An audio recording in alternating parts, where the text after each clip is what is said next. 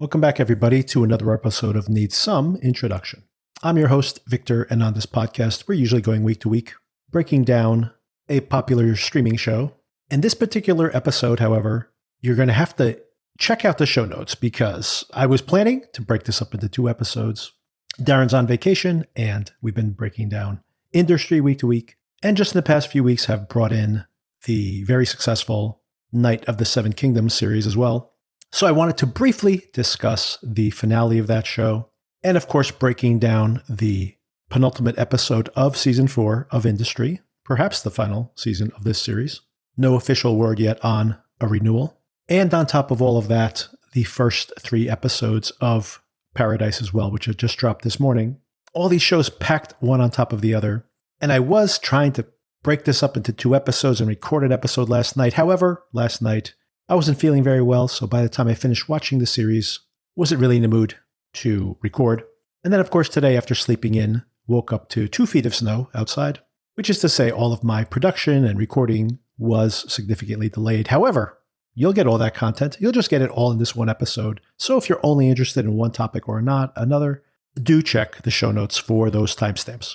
Now, I was actually going to start briefly with the Knight of the Seven Kingdoms series, but actually, I'm going to start with Industry, then cut over to A Knight of the Seven Kingdoms, just briefly, on my own, because Alan, who will be joining me for the Paradise conversation, has also finished the series, caught up with it very quickly, a very quick binge. So I'll save most of my observations for that conversation. And just from a spoiler-free perspective, if you are still on the fence about catching up on that show, continues, landed perfectly, this final beat, this final episode, taking things down a notch from the action-packed previous episode, back into the more humane and personal perspective the series has had up until this point.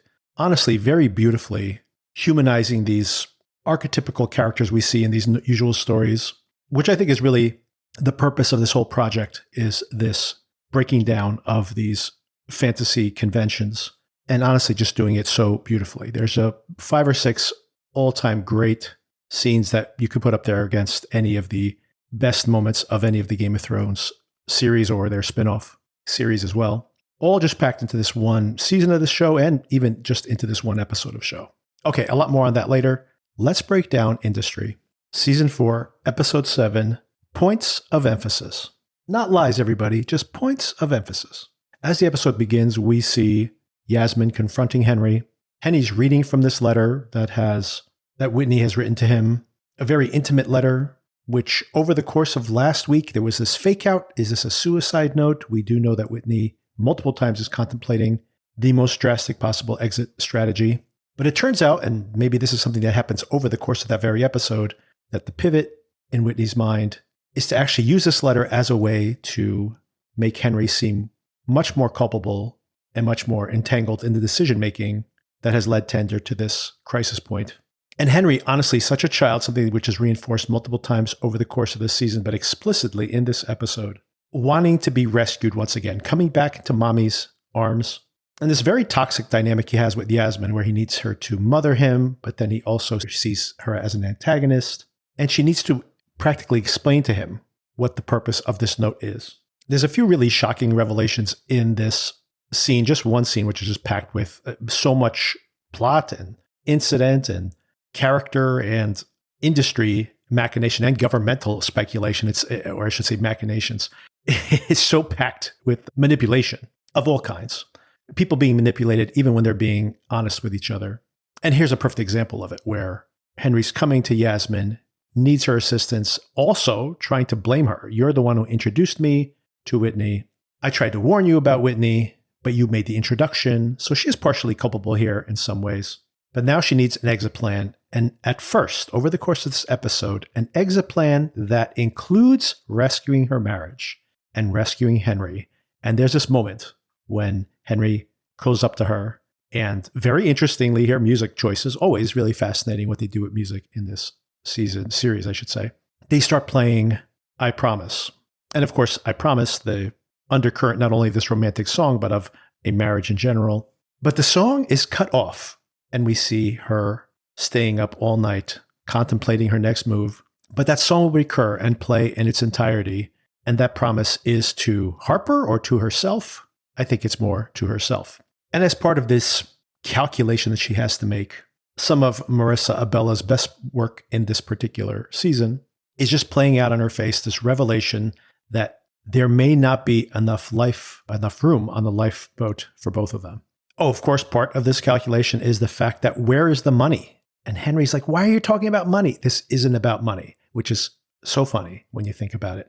Henry, of course, has grown up in a world where not only is his class and his privilege given him all these things that even the money isn't real. Like as long as he still has his title and he still has his respect, he'll land on his feet. Someone will hand him another $1 million just to ingratiate himself, which again is fascinating for me to watch as an American, because this whole idea that class has all this weight, that you can pull the levers of power, of the highest power in the government, like being entangled, this titling, this class being entangled in with actual political power just because of these titles and these lordships. And you instantaneously put that title out there, that name out there, and you suddenly have just instant credibility, something that does not happen in the United States. And of course, Henry himself is like, money's, who's talking about money? And part of that, by the way, is probably his entitlement. But another big part of it, of course, is that he's probably feeling a little guilty because it turns out the millions of dollars, the millions of backup cash they had, the remainder of their fortune, apparently most of it has been invested into Tinder itself. And I'll digress here just for the moment that it did make me think about this whole season structurally, how we have him, Henry, at this nadir, this self-destructive, slow-motion suicide. And of course, on the night of his birthday, maybe finally surrendering to the worst of his demons, and then rescued by this opportunity that Whitney provides in giving him a way to reclaim some part of his status after losing this election and the bust of the Lumi business just in the previous season, and that he was rescued from that despondency by the introduction to Whitney, and that Whitney saw that as an opportunity, but that Yasmin courted this as well, and all manipulated by Whitney, who is looking for weak points to continue to expand this fantasy of this business that has nothing foundationally to it, that if it just keeps growing, just keeps moving like a shark, it can't die. And pulling in government powers, pulling in these lower-leveled, relatively impotent, titled folks, the dukes and lords, desperate to matter in some way, to prove themselves, to the outside world. And Whitney, of course, has taken advantage of all of this. But Henry has fallen for this hook, line, and sinker, and even sunk, no pun intended, his own money into it. And again, speaking to Marissa Abella's really terrific performance here, this moment when Kit Harington, playing Henry, yells at her saying that the only thing that matters is not the money. Why are we talking about money? It's about the press release, the way that the story is going to be spun. That's the only thing that matters. And she's like, why would you care about the press release? Really showing this divide, this maybe irrevocable divide between the two of them. And he says, the purpose of life is to be better. And if I'm not a good person and the world says that back to me, then what is life even worth living? And there's a moment of clarity here. She looks terrified at first, realizing exactly who her husband is. But I think this is when she starts to come to the realization that she needs to cut him off. She needs to cut herself off from him. It's her only escape. And again, this has been intriguing and will be overtly stated by the end of this very episode, that she's always been living her life to impress some man to some extent, whether it was her father, whether it was her sexual partners. She always loved having this power over men and having this wealth and the beauty and this intangible power that she had, that she represented an exotic wealth to all of these men around her, but was simultaneously never taken seriously. And over again, she has to clean up after the mess is left behind by these men, and maybe finally seeing a way out for herself and finally being free of Henry and all these toxic relationships in her past. And the button on the episode, of course, as I mentioned, is this moment seems to be of reconciliation, but that's not the expression on her face at all. He's not reading her correctly at all. And he can sleep soundly that night, resting on her shoulder. The song gets cut off, but she is wide awake in more ways than one. And then there's so many scenes like this. We jump into the next scene where we have Harper in her office in that hotel room that they've inherited this setup from when Eric was still around. She informs everybody that Eric's out of the picture, not giving any kind of details, not that she has them yet anyway. But then we see a whole bunch of parallel stories going on here, which are so cynical, honestly, so cynical that they even made me feel a little cynical about the world we live in right now. And really, honestly, the perspective, I think, that the creators of the show, who did write and direct this episode once again, represent through all this parallel action, this realization that so much of the power that these people wield and the economy itself, the foundational economy, runs on this faith system. And I think that's a huge theme here in this show in general, that on the one hand, this is obviously a house of cards, a false narrative. This company itself, Tender, is completely made up. But you have to continuously think about the valuation of so many giant companies out there that have done similar things. That you think about just the Time Warner. HBO, of course, owned by Time Warner, just another digression here, but really fascinating to imagine that AOL at one time bought Time Warner. Remember AOL Time Warner? And AOL was valued so much more than Time Warner, a 100-year-old legacy company that had cable channels, news networks, broadcast television networks, a catalog of 100 years of movies, a very successful HBO cable, of course. Basically, they had a catalog that could generate money. They had amusement parks, by the way, at the time. They owned Six Flags. So a one-stop shop for any kind of entertainment, as well as this legacy company. And of course, AOL collapsed to nothing, even though they bought Time Warner at a 4-to-1 stock split. So supposedly worth 4 times as much as Warner Brothers at the time. And just a couple of years later, worth nothing at all. Now, of course, that was the collapse of AOL's business model as broadband became more popularized. So it was a legitimate business that was its value was miscalculated. But now we're in a moment, again, where Warner Brothers, yet again, HBO Max and Warner Brothers and all these, the parent company itself, is for sale. And of course, Netflix is trying to buy it. And Paramount is trying to buy it. And by the way, turns out, weren't aware of this, by the way, but we do own a little bit of Warner Brothers stock. So we've been getting letters from Paramount about the price they're offering for a hostile takeover. And they're offering, I should say, Netflix a counterpoint to how bad a deal that is. And I do want to, not that I'm putting my thumb on the scale here, but I do think that, in my opinion, I buy the Netflix argument more because Netflix as a corporation is much bigger legitimately than Warner Brothers. And it makes me think about Tender in the fact that Paramount's market cap is 1/7. They're offering to pay over $100 billion for Warner Brothers when their market cap is $15 billion. So they're going to borrow 70% of the value of the purchase price to purchase Warner Brothers. And then they're like, but we're not going to change anything when we buy Warner Brothers, which makes no sense at all because the only way to pay back your debt is to basically leverage Warner Brothers itself because Warner Brothers is by far the largest asset. So I'm thinking about this again in the moment of watching this show. Ironically enough, a show that is on HBO, owned by Warner Brothers, because foundationally, it's just like Whitney is just a more extreme example of how all of these companies work now, where they're worth a tiny amount of money, but then supposedly they're valued at this huge amount, or that a company that is 1/10 the size of another company can buy it because then they're just going to have synergies, all the BS that he says actually in this very episode. And those synergies are going to create these market opportunities. And we're way undervalued. We're going to grow much faster than that. And as I mentioned before, there are some of the biggest companies. Some are cash rich. You think about how incredible, the huge amounts of money that Amazon and Google and Facebook generate, mostly from marketing, which is a whole other problem. But these companies are massively cash rich. Apple also flooded with cash. Some of the biggest companies in the world have huge market valuations because they generate huge amounts of cash.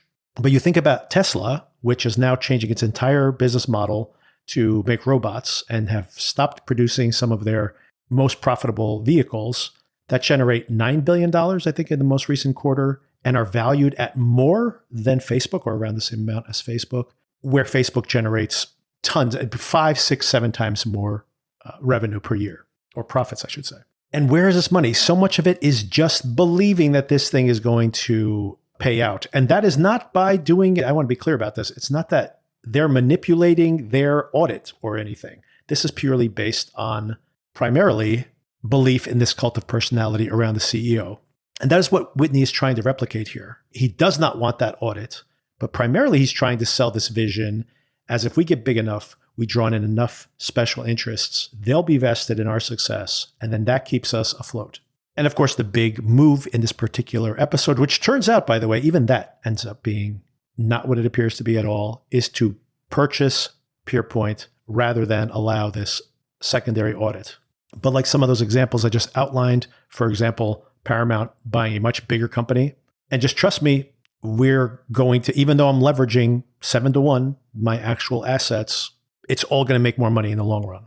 So much of this is just belief in what people are saying and the narrative. Again, like Henry, this is so important, this whole episode.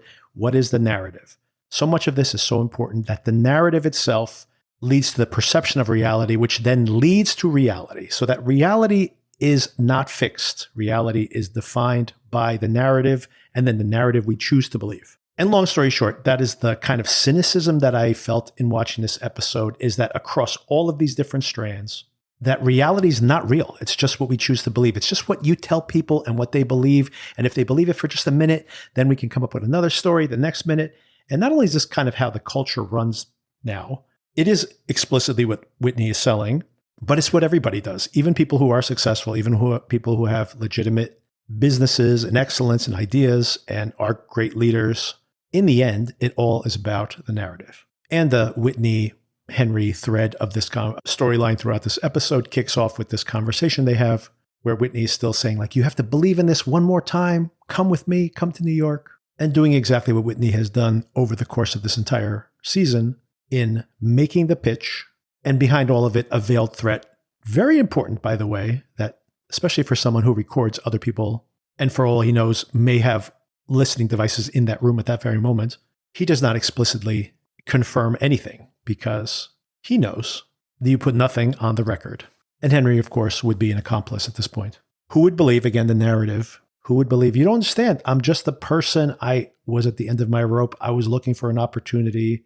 Stories that, of course, occur to all of us. We've all made decisions under some kind of duress in our lives, whether it's personal or whether it's external. But the same things that make him a figurehead for a business would never allow him to go to a newspaper and say, you don't understand. This guy came out of nowhere. I'm this lord. I play out like I wanted to be the head of the party. I positioned myself as a CEO multiple different times. But no, you don't understand. I'm a victim here. I didn't know what was happening. That's not a sympathetic story when you're trying to sell yourself as the master of the universe.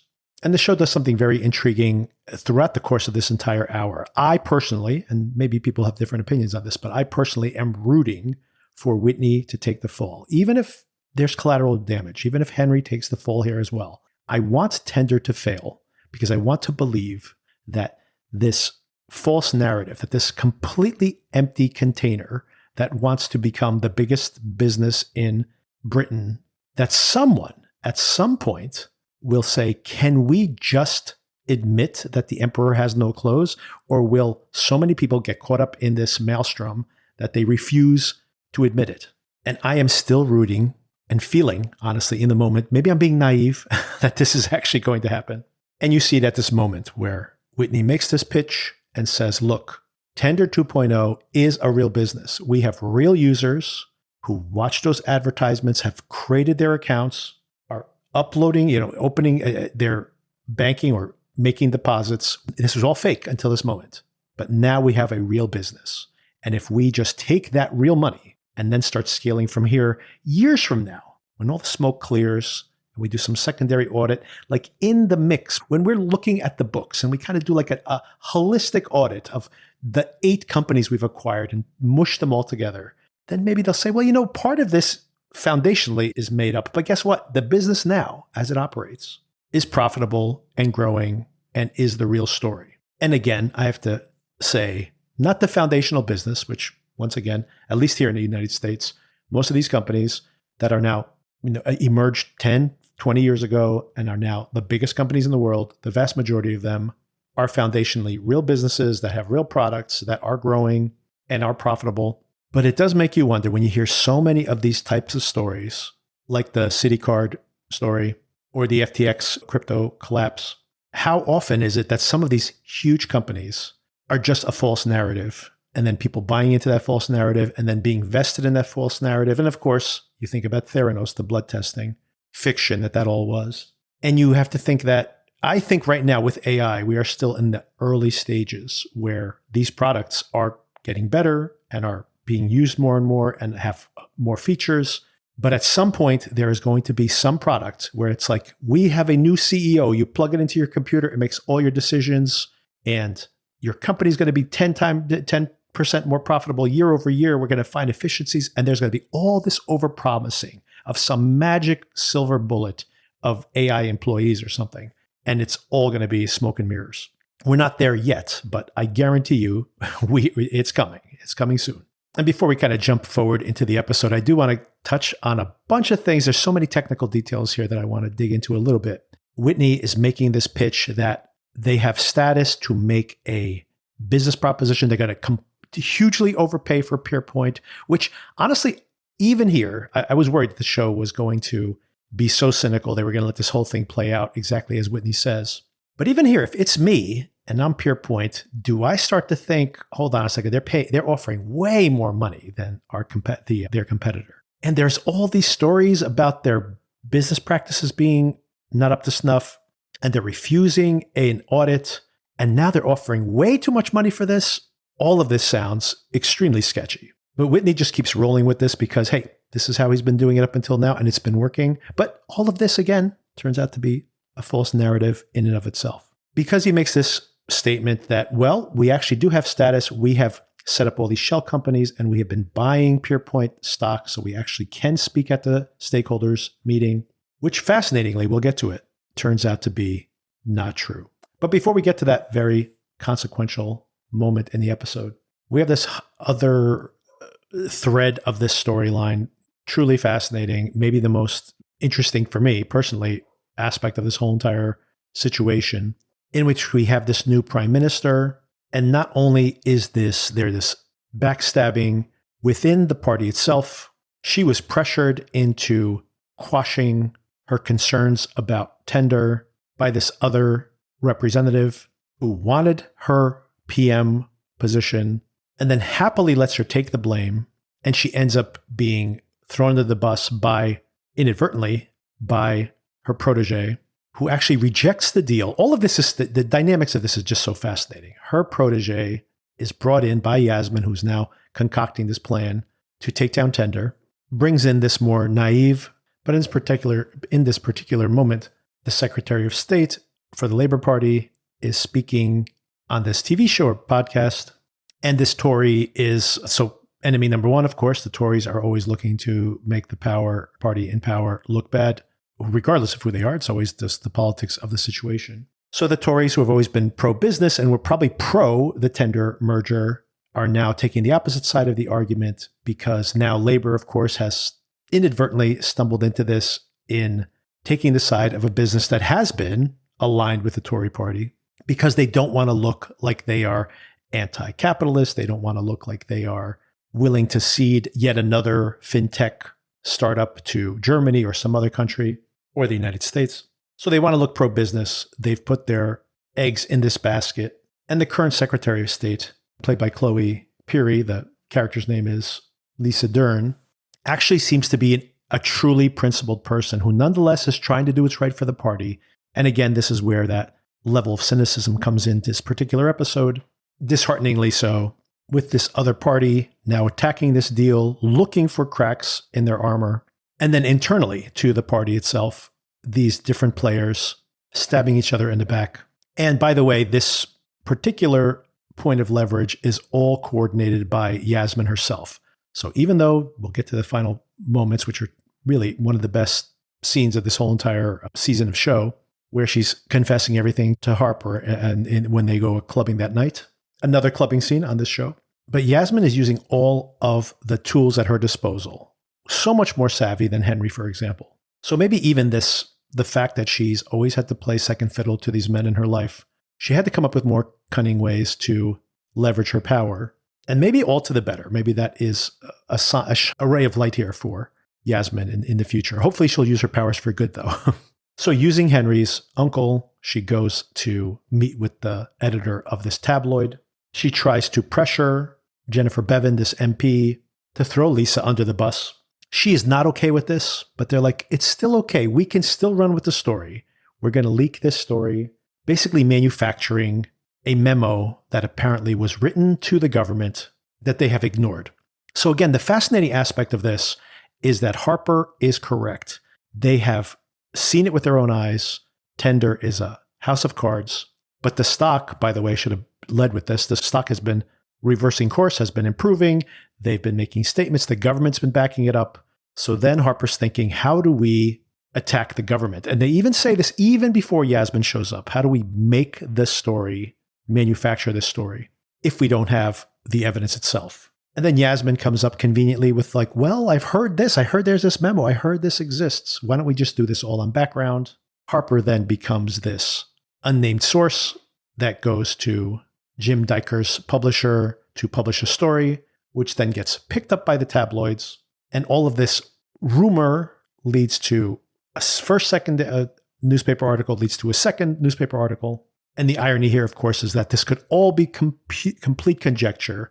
And I assume if something like this actually happened, and maybe it has, that would all eventually be wiped away when a real audit or the facts would come to light, and it would turn out that the business was legitimate. But of course, this is not the case here. And all of this chatter forcing inevitably some kind of transparency on the side of Tender is not going to work when you consider their finances.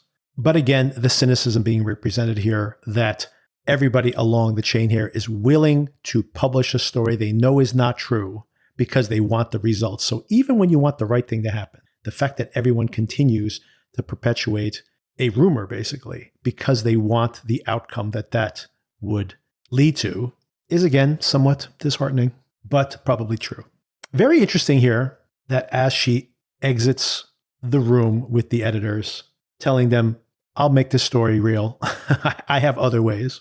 Kevin, the publisher of this tabloid, calls her a hard bird. And then, of course, later in the episode, when she's having drinks with Harper, she says the thing she admired so much about Harper is how hard Harper is because she's so soft, but not the perception. She, again, does not fully understand herself. I feel really bad for this MP, by the way. She was taken in by the current Secretary of State, raised up as a political figure because of her moral code. She gets blamed with being responsible for this takedown, although she actually tried to stand her ground, but didn't speak up enough, in the end, when she could potentially, I presume, defend her in some ways, allows her to take the blame and step away. So again, someone else who's idealistic and maybe you'd hope would end up in political power has been corrupted by the system itself. And of course, Dern taking the blame and honestly saying, I will take the fall for the prime minister. So basically, the more ruthless you are, the more you're likely to survive this system. And that says something, too, about how all of this works. Henry and Whitney do fly out to New York. Right there in public, he's trying to push Henry's button, forcing him into making the choice he needs to make. Henry really doesn't have a choice here, considering the blackmail elements of this.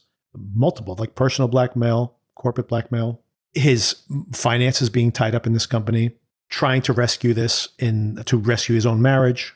In every possible way, Henry is controlled by Whitney and doesn't like it, but does do what is necessary in this particular case. And they basically pass power over to the CEO to have this final vote.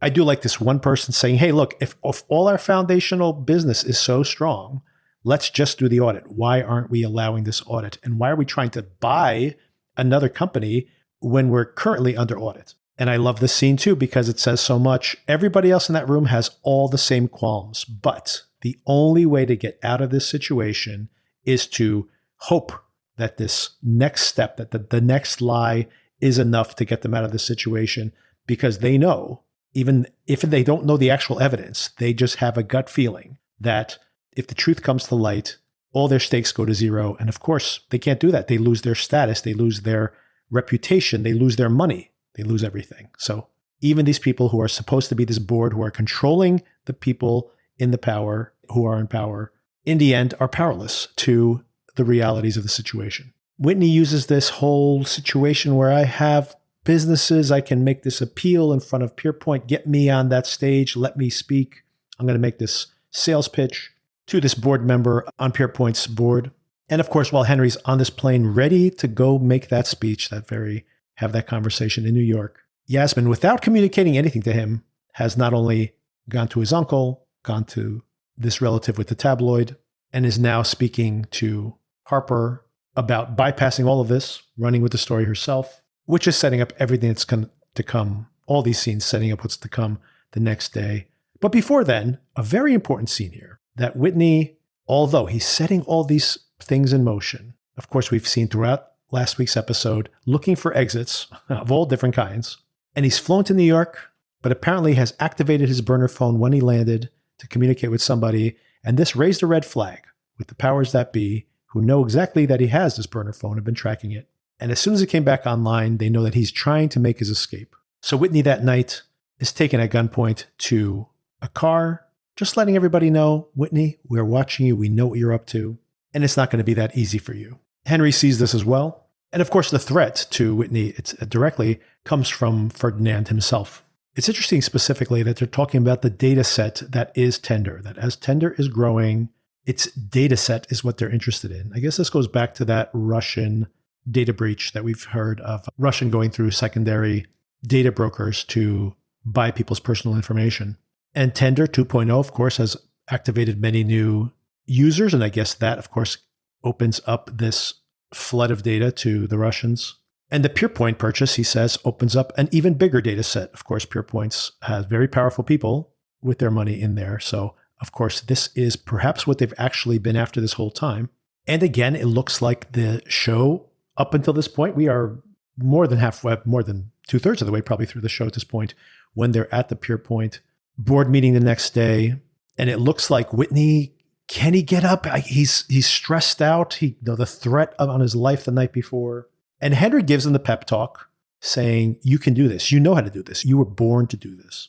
Reflecting the pep talk that Whitney himself gave to Henry when he was announced as the CEO of Tender. And this also reflects the comment that Ferdinand made the night before saying that you're so good at this. You were born for this. Just believe the lie. I'll make you find the best version of yourself, the one who is the best at selling this lie. You're so good at it. And it seems like people are interested. There's some naysayers in the crowd, but he makes the pitch 1.9 times the dollar amount, which I think versus 1.3 is the current offer on a table. That's a cash for cash stock purchase. So almost 50% more than the current offer. And it seems like Whitney has done it again. He's done his magic. He's sprinkled his pixie dust.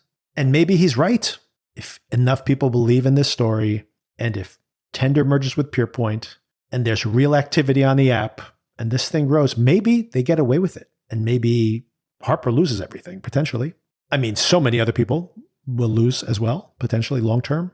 But the morning is going to come.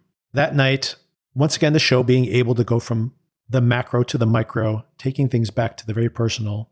We see that Henry's uncle calls Yasmin and says, are we really going to do this? This will destroy Henry. And I think Yasmin still loves Henry, even if it's impossible for him to change. And he's very upset about this too, which was a nice scene, a nice touch to see that he is devastated. He's seen this boy, known this boy his whole entire life, and maybe knowing the worst consequences of this are possible and going through with it anyway. And they have not. Even now, he has not informed Henry. She has not. And in this moment, we're certain that the conversation is not going to be had. And then as Henry awakes the next day on the plane, the news starts to break. Whitney, interestingly, is very relaxed here. And he says to Henry, do you know why you can't control your emotions? It's because you are a child. By the way, Yasmin's saying the same thing to the uncle, that he is still a child. And when Henry gets to the office, he starts calling his contact in the government and also trying to get a hold of Wilhelmina, this contact they had in PurePoint. And what a fantastic landing on this episode. So many things that we saw were true, but so many things Whitney, who's always the master of deception, so many things here were not true at all. Wilhelmina had gone along with his play just as a way to jack up the price of the other offer. By having a competing offer, they were able to renegotiate the terms of the previous offer, but they did not have any intention of taking this offer from Whitney. And she even tells Henry on the call that everything he said about those shell companies owning a piece of our company and how they had standing to even speak in that room, all of it was a lie. So in the end, Whitney himself was used in this regard. And as Henry is trying to call Whitney over and over and over again, he hears a buzzing in the office because the phone is in the office. Whitney's been in and out of the office, but only, I think, to pick up the things he needed, because he is now going to disappear for real. Unless the Russians catch him next week. And then after this really ugly exchange between Yasmin and this PM, Yasmin playing it off like, oh, so everything went exactly to plan. And she furiously saying that you are not a friend. You are incapable of not seeing the world through your selfish lens. We do hear that I Promise song come back in full effect. And we cut to a lot of smiling faces back at Stern Tow. The newspaper articles coming out. The government is going to impose a new full audit by PricewaterhouseCoopers. And we all know that once they look under the covers, there's nothing there over a tender. Stock prices are collapsing down by 77% in the overnight and going to probably collapse even more so.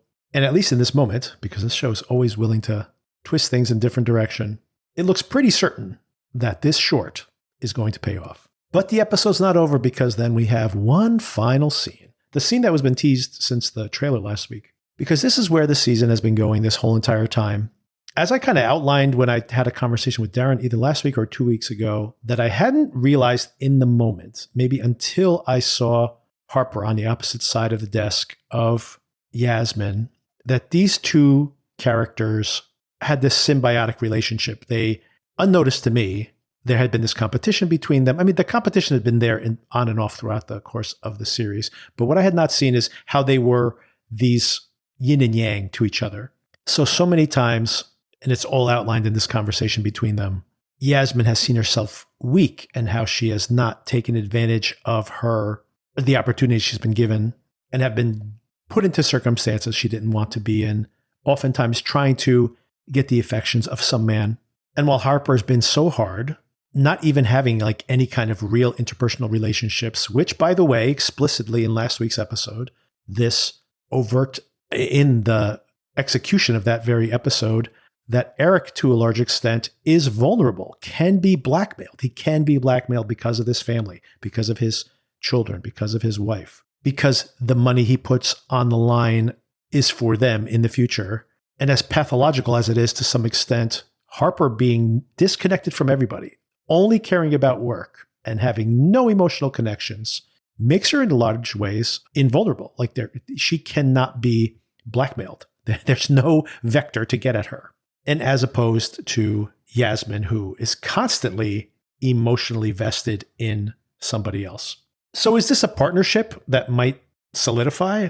I'm not sure if that's where we're going with this, but at least in this one moment, in this final moment of the episode, there is this mutual admiration and finally like a heart-to-heart, this understanding of each other. And they go out and they dance. Another clubbing scene here on the show. The show loves to have the clubbing scenes, by the way. In this very season of the show, of course, we had last week's clubbing scene with Henry and Whitney. And I guess we could take those as mirror images of this being a bonding and non-toxic version of that bonding episode last week, which of course bonded Whitney to Henry in its own ways. But Whitney, not to be trusted, obviously. And here is something that is very much a real, maybe tender scene. And from Harper's perspective, one of the few very honest interactions she's had with anybody in this entire season of the show. I do love that button before they actually go out, that moment where Yasmin is saying, I want to go out and party tonight and I want you to watch me. And then Harper says, well, when do you watch me? When do you have my back? And she's like, tonight. They'll have each other's back tonight. And they even kiss on the dance floor, although the way they put it in the trailer, it's like, ooh, are they going to get it on? But this seems to be very much like not a sexual kiss, but more of just an act of kindness, just a signaling of care. And that's where we leave things for the week. So one more episode next week. And have we seen the last of Whitney? Will Henry learn from this, pivot from this, and rescue himself? Will we get another season of the show? all remains to be seen. And very curious to see how things wrap up next week. All right, so stay tuned for that episode in which I discuss the Night of the Seven Realms, or is it Nine Realms, with Alan, along with the season premiere, this batch of new episodes of Paradise. All right, Alan. So I did a preamble already. I was planning to publish a recap of Industry by itself and was going to probably do Night of the Seven Kingdoms, but I wasn't feeling great yesterday. Then I had to shovel 2 feet of snow today. Oh, yikes. So we got hit in that storm. So I didn't record any of this until this afternoon, and also had to watch Paradise. So all that is to say that the preamble will include the breakdown of Industry, which I know you don't watch, but I know you do watch, or you've caught up with Night of the Seven Kingdoms. And I did want to spend more time on that. I just had a really brief, spoiler-free couple of minutes at the top of the episode, recommending it for anybody who is still a little bit behind. Which I enthusiastically co-sign. That's my spoiler-free endorsement. Fantastic. But at this point, I do want to spoil this last episode. But before then, because I know you've just caught up on it recently, I wanted to get your impression of any hesitancy you may have had for the jumping in, and then your experience of catching up with it, and then this final episode. On which show are we talking about now? Oh, I'm sorry. Night of the Seven Kingdoms. Oh, okay. Yeah, no, I made the wrong impression before, but I've been watching, it was just somewhat unusual for me. I've been watching Night of the Seven Kingdoms like every week, like, within an hour after it comes out. Wow, that is not common for you. No, it's not at all. No, I usually have like, one show at a time, not always one going, but usually at most one show at a time that's going like that. And like the last one, I guess, was probably Pluribus. But that was the case with this one. And that's, it makes me sound like a Game of Thrones super fan, but although I did watch the entire original series and, had similar impression to a lot of people that it tailed off in quality. But then I watched Hot D, as they say, House of the Dragon for several episodes. And then I really got soured on that midway through the first season and never stuck with it after that. Was it the time jump? Did they lose you on the time jump? It was actually do you remember the episode that a lot of people criticized because of the way it was filmed? Like it was actually filmed in the daytime, but they tried to make it look like the darkness. I mean, I didn't think that looked very good, but that wasn't the biggest issue for me. I just found the like sort of what seemed to me like kind of Harlequin romance, incest, like the incest storyline or whatever. Yeah. And I mean, they've had other incest scenes, so that's fine. Incest storylines in that world, but the way it was done, like so just sort of goopy and like I say, just something like it just seemed icky. Not even icky, like it would have seemed icky to me even if it wasn't incestuous. It was just done so weird, like cheesy, romantic, everything. Just the melodrama of it all was a little too much. Yeah, and the way it was filmed, and they had set up like a bed out in the beach, I guess, with like all the like tulle or whatever sort of swirling around. Yes.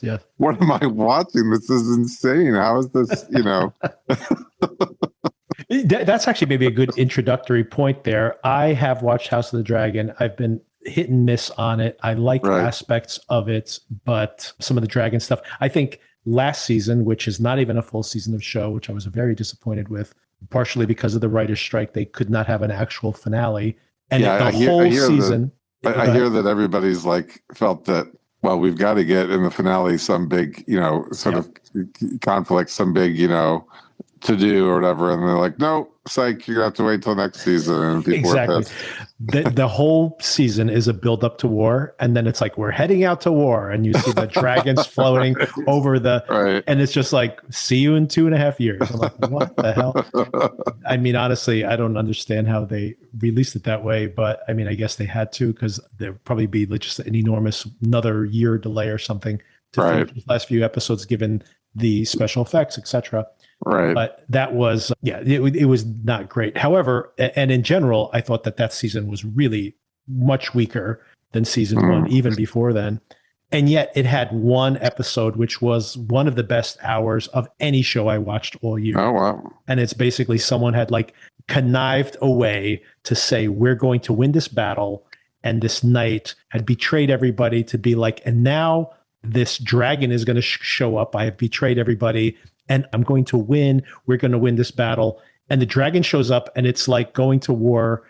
You know, this is a knight who thinks that he's going to have glory in this. And when the dragon shows up and like burns everything to the ground, and of course the Targaryens win, but like is stomping its own knights underfoot, and all his friends are like have their faces burned off, and the witnessing this like horrible outcome of this thing that he set up was such an incredible twist that, you know, again, like Game of Thrones at its best does. Well, it takes the story, your expectation of a story, and completely undermines what it is in the end.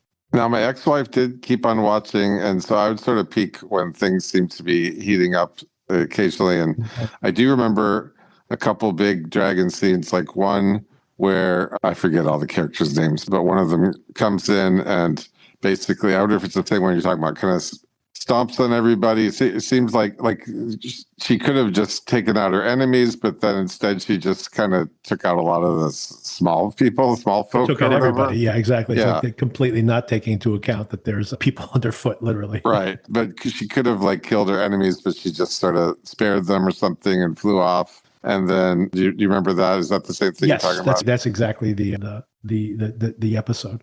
Right. And so I just saw sort of that scene, and then I think it was in a later episode, there was one where there was some, I guess this isn't the big battle people are looking for, but there was like, seemed like a pretty, you know, substantial battle between some dragons, and one dragon killed the other. Kills the other one. That's a good one too. Yeah. I mean, the dragon stuff is very good in that show, and the special effects are so much more advanced compared to what they were in Game of Thrones, where they would, you know, be pretty unconvincing. They were just doing the dragons towards the end of the series. So they really perfected it to a large extent with the new series. So for all that stuff, it's good. But story-wise, they're really trying to take very little plot and turning it into a whole series. Right, because it's all pulled out of like a kind of like almost textbook. A wiki thing that he made. Yeah.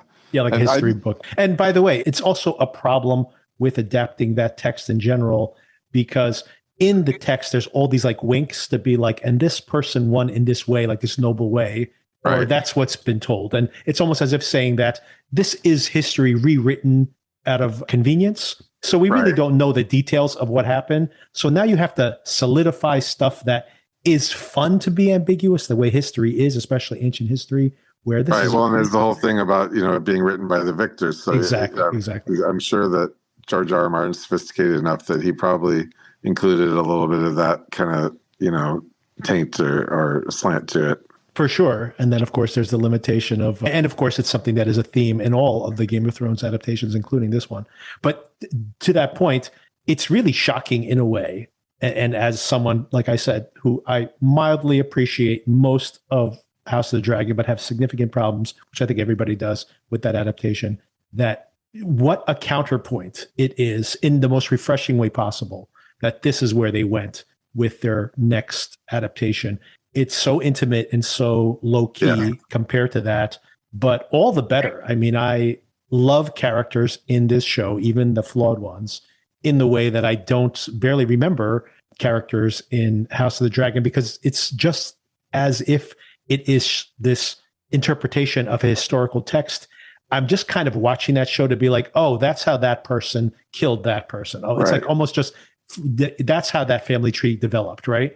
It's just cliff notes in a way of history, as opposed to this, which is the exact opposite. So little of what happens here in this show is of consequence, although some of it will have repercussions. Well, hold on. I'm going to push back on you a little bit. We got the death. Oh, wait. Are we able to spoil it? Yeah, let's spoil it. Let's spoil it. Okay. All right. We get the death of the future king, who's looking like he's going to be the greatest king ever. Yeah.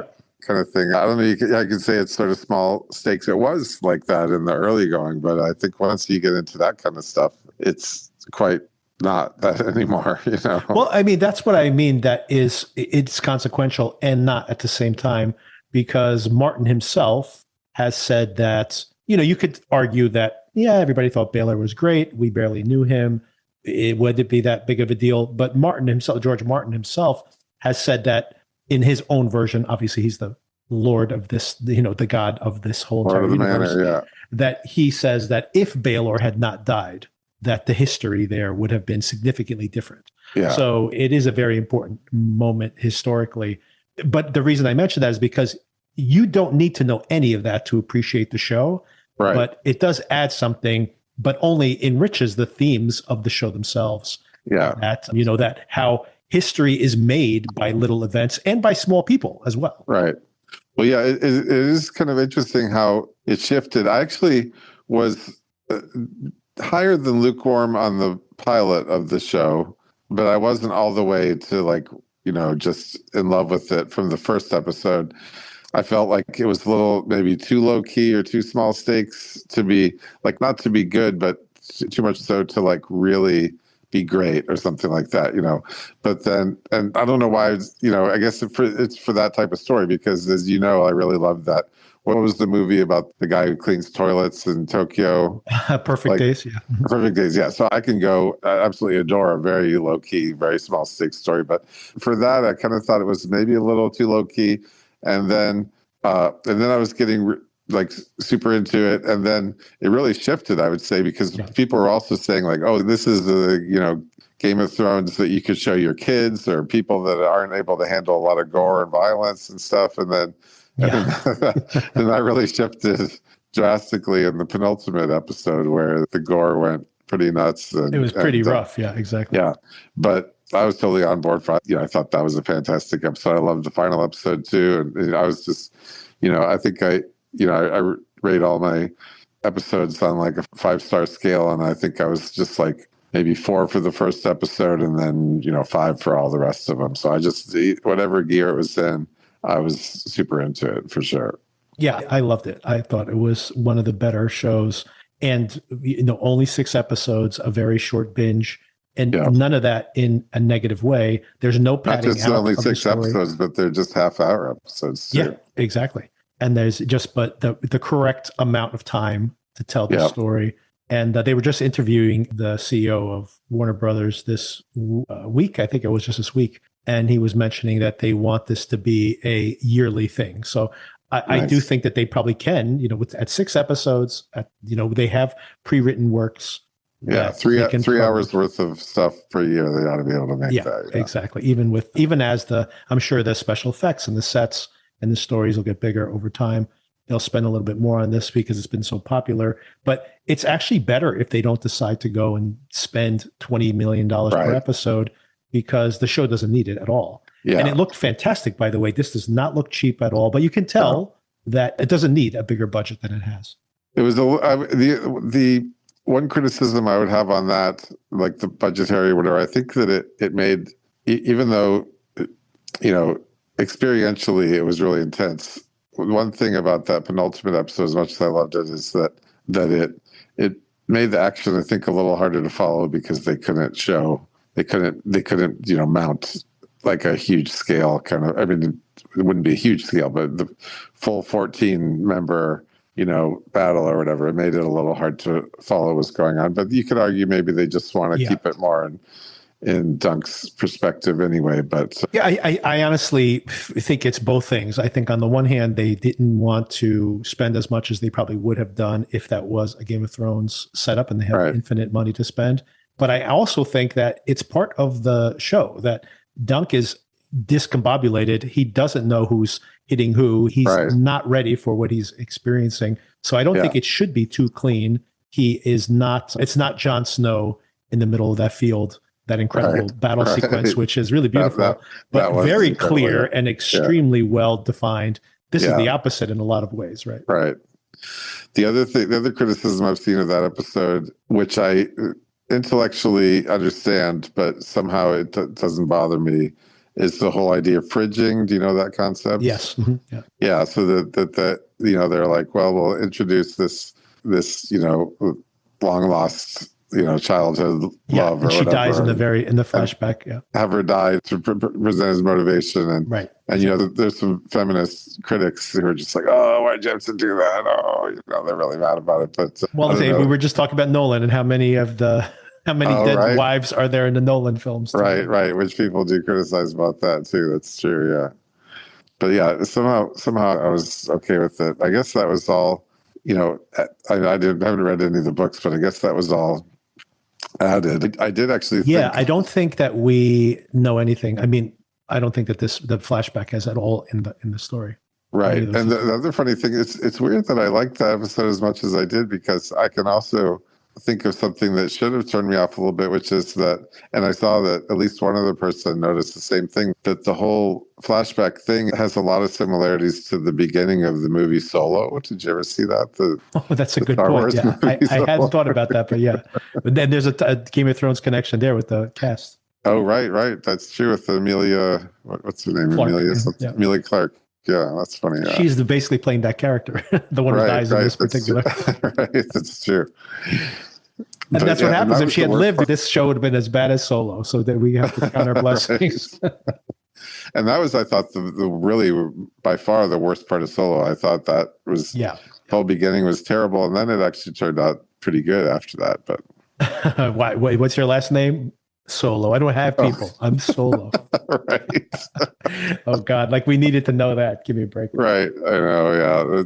Yeah. It's always a peril when you go back and do prequels and people feel like, oh, we just need to explain everything that was later. Do the pointing at the TV. Leo DiCaprio pointing at the TV meme, like, oh yeah, I recognize that. And here we are doing exactly that with this show, but doing it perfectly. Yes. Yes, indeed. No, so I'm not going to go. I'm no history. Like I have read most of, not these. I've not read any of these short stories by the way. Oh, okay. But I've read most of the novels. I read like 3.5 of the 5 that are available. But I just wanted to highlight, without going into too much of the lore, which I'm not a big lore hound at all, and there's definitely podcasts out there obviously doing that, but I did want to dig into just a few moments that I thought were so incredible in this episode.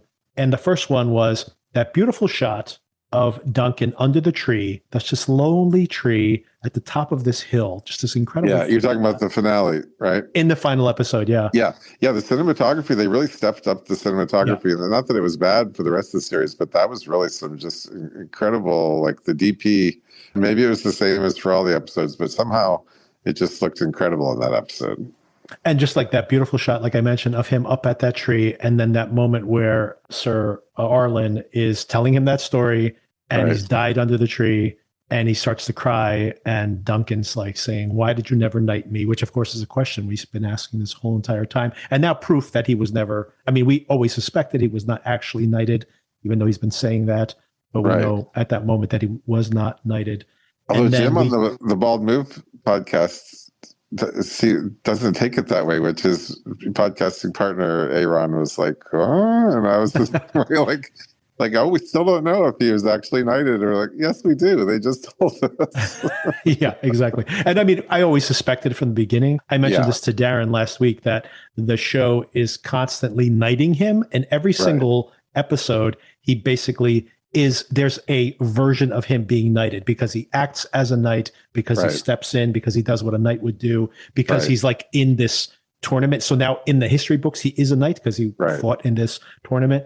So all of these things have made him a knight. People have mentioned like that whole shot of Baylor putting his hand on his shoulder as if it was a blade. So that's like him being knighted again. So there's all these ways that he is knighted in every single episode or every moment of the That's a good point. And people often say, well, it doesn't really matter. It's just what matters is he behaves as a knight and so on like that. But I also thought Aaron in the earlier episode made a good point that you could say that it matters in the sense that part of what he's supposed to be as a knight is honest and forthright. And so going and telling everybody that he was knighted right before Sir Arlen died doesn't live up to that. So there is that.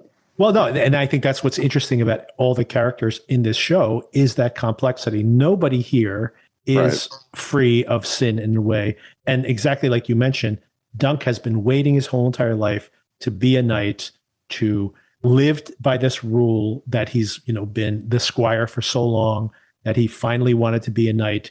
He takes it upon himself and say, well, if he had lived longer, he would have knighted me. Like just kind of telling him a convenient thing to say that, well, I am in all other than the physical knighting, I am a knight. And then how many people lied about their own knight or their own lineage? I'm sure this happened all the time. But like you said, he's trying to be pure in his intentions. And then for the rest of the series, he is the most honorable person he meets. He literally calls out people like, be honorable with me. And the only person who's willing to step up in that moment is Baylor, plus these friends he has. So there's a handful of these, but it's very rare, apparently, in this kingdom for people not to be extremely complacent and just laugh and mock him for even having these standards. Well, but he lives up to them. He did pretty well for not knowing those people that long, for them to go risk their lives for him. That was pretty good. And I think that's something great about the casting. I've gone on and on about how well cast this is, but this guy really feels like someone who is, maybe a little bit of a lunkhead, but seems to be on the up and up, and is, regardless of anything else, he is not conniving, and he just wants to be the genuine version of himself. Right. So this is the pure version of himself. So everybody, even people who look down on him, respect him to some extent. Right. And we see all of those interactions even in this very episode, which I thought was really great. And Sir Arlen seemed earlier in the series, and I guess this is more like how it was in the books from what I'm hearing, but he seemed a little of questionable character. But then we saw in the flashback, when he comes flying in to save a boy that he doesn't have. I mean, you could almost say that's more honorable than what Dunk did, because let's face it, Dunk was going to save a girl he was sweet on. It wasn't quite the same as just a random kid, And then Arlen, of course, not only does he fly in there, but our impression of Arlen is that he's some kooky drunk guy. And then only to find out that, he went down this path of constant drunkenhood after his son died. So it's like, he even his nephew, our view of him has been more complex. But anyway, going back to that scene real quickly, I love the show in a nutshell, like that moment where he's up on the hill and, he's crying. And then the way that the angle is shot, Sir Arlen, who's behind the tree, is gone now, right? So now it's him by himself. And it's like what that represents, him under this tree, starting to rain. Of course, something we've seen over and over again, a true hedge knight. But then, because the show has to always have a little rug pull, a little comedy thrown in there. He comes back from the dead to finish his story. Oh, yeah. This is a classic. Yeah. But I want to specifically bring that up because a knight always finishes his stories. And is this a dig at George Martin? I don't know. Who's a producer on this show, by the way. Yeah. Well, and then he's had his kind of feud with the Hot D, showrunner, for changing things or whatever in a way that he doesn't like. But I thought he had tighter reins on this. So on this one, so it seems like maybe he approved that. But according to the experts, Mal and Joanna, from the Ringer, they say that was not in the books. So it's I don't know. It's surprising. I'm sure George has heard it many times before, so hopefully he has a sense of humor about it at this point. What was oh my gosh, if you've seen this, you'll probably know instantly what I'm talking about. If you haven't, you'll be intrigued, and we'll both have to Google it later or whatever. But there was some, it wasn't The Walking Dead with the prison storyline, was it? But there was some deal that I watched where some people who had been stuck in a prison for a long time were set free, and they were like, "Oh, thank God you got," and I've got to see catch up on The Walking Dead. I mean, the Game of Thrones. The Game of Thrones, how Martin, finished the series or whatever, and they were told no, he still hasn't finished it. They were enraged. Do you know what I'm talking about?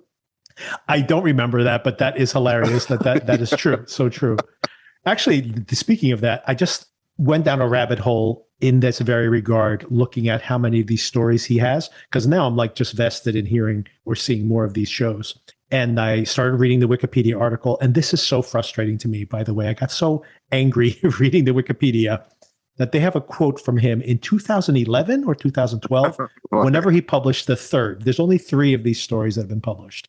Okay, he says he has 7 or 8 more. Yeah, he's got outlines for all these other ones, but he says he is focused on finishing the 6th book in the series, and that he is not publishing any more of the stories until he finishes his work. This is in 2012, I believe it is.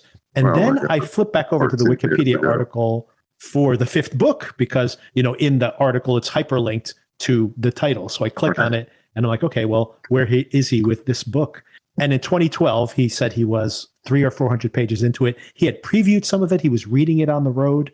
And then in 2022, he announced that he was 1,200 pages in to his 1,500 page manuscript. And then in 2023, he gave the same update that he was stuck in the same place. Oh, wow. So I'm like, my God, man, if you write 1 page a day, theoretically, you're almost done with that book. Yeah. And it's so infuriating that this thing is still not done. And he's still spinning out all these other things. Just stop. Finish just that one novel. Just finish the one novel. To be fair, I don't know that it's necessarily because, I've heard writers say that you just sit and write. That's just how you do it. But if there's some sort of point where he just can't figure out how to get past a certain narrative point, that might be something where you can't just sort of brute force your way through it. I don't know. We've talked about Stephen King before and how he seems to struggle to end a lot of his stuff. It's just the endings are hard. Isn't that like a saying or something? I don't know. The other thing that's interesting about his writing of this is, of course, that we've also heard that he's changed things. So the stuff that, not the way that it's told in the series itself, but like who lives, who dies, who ends up king, etc. Those basic facts were all from like a Bible that he keeps that he gave to the showrunner. So they were on book as far as that outline. But now he said that as he's been writing, because this is what happens when you write, that the story starts telling itself and he's changed a lot of those details. So it could be an alternate history when those books finally come out. But well, and I really would like to hope that he didn't just think like, oh yeah, Bran should be king because a storyteller or whatever. Like, I don't know. That seems so weak. It's hard to imagine that's. Apparently, if you're saying that they went based on his outline, apparently that was part of it. But that might have been too that he saw everybody hated it. Like, well, that's not how the book can end. Now he changes it exactly. Yeah, right. Of course. Well, that whether he says so or not, that has to play into it for sure. Yeah, but I'm pretty certain that Bran, yes, they would not have changed that if they were assuming that he was about to publish. Think about it: when they're in production for 2 years on that series, they probably figure that he is going to publish the book, which was supposed to come out in like 2015 or 2016. So they must have thought like, well, he's going to publish that one soon. And then whenever the next one is, and he supposedly was writing both of them at the same time so they could finish, so that they didn't conflict with each other.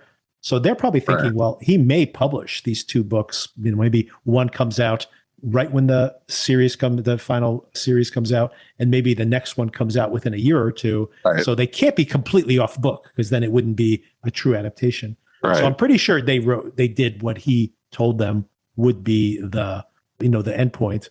And we can talk about. I think that the final season is such a disaster, mostly because for how rushed it was. Yeah. Yeah, and we've talked about that before about how like.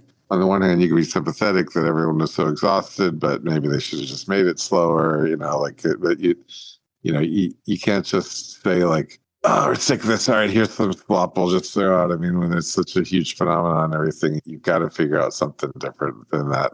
What I was going to say, this final season was a disaster, but the exception, did you remember an episode that seemed much better than the rest, or did you not see it that way? I know a lot of people agree with me about this, but...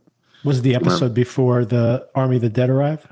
I think it was right around there. But what I remember about it, which was kind of funny, is that it had this exact same title as the show. They make Brienne a knight. Yes, that's the episode. Right. The Knight of the Seven Kingdoms is what it was called. Yeah. Yeah, that's a great episode. And everybody commiserating and assuming they're going to die. And then, of course, the show betrays that all in making this battle with the biggest battle ever not that big a deal, actually. When you consider it, it's obviously horrible. But when you consider unless you're Dothraki, then it was. Yeah, that's true. Wipe out the entire population. Yeah, that was quite a visual, though. I will say, all those torches just getting snuffed out. Yeah. And but considering that this is like the biggest battle they'll ever have to fight, it seemed a little quick. It happened. It's not only that it killed. Obviously they kill a lot of people, but it happened so quickly. But then worse than that is that they then go and don't kill any of the main cast off. Right. When they're all supposedly 75% of everybody died that night, except for nobody that was a top line cast member. It just makes no sense. Or Right. even a B player. Nobody.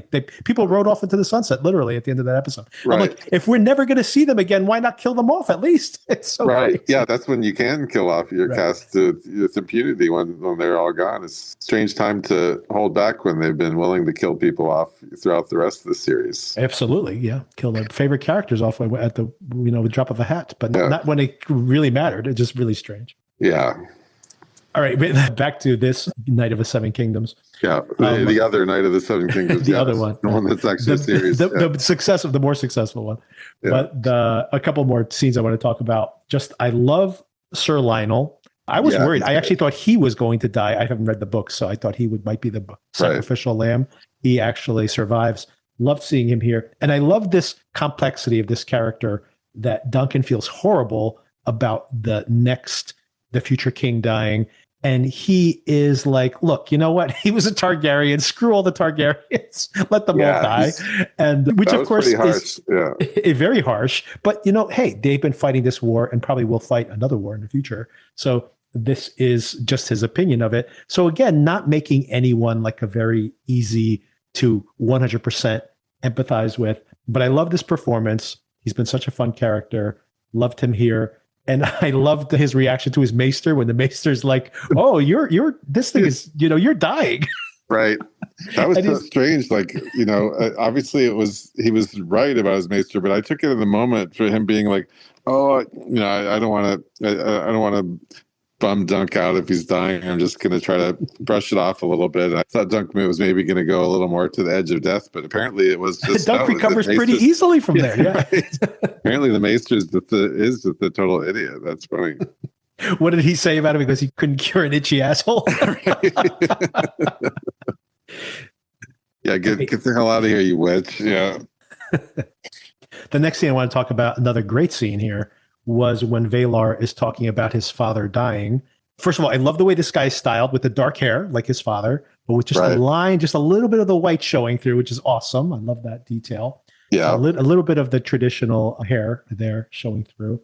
And maybe, the fact that Baelor didn't have the white hair, maybe, separated him from the crazy part of the family.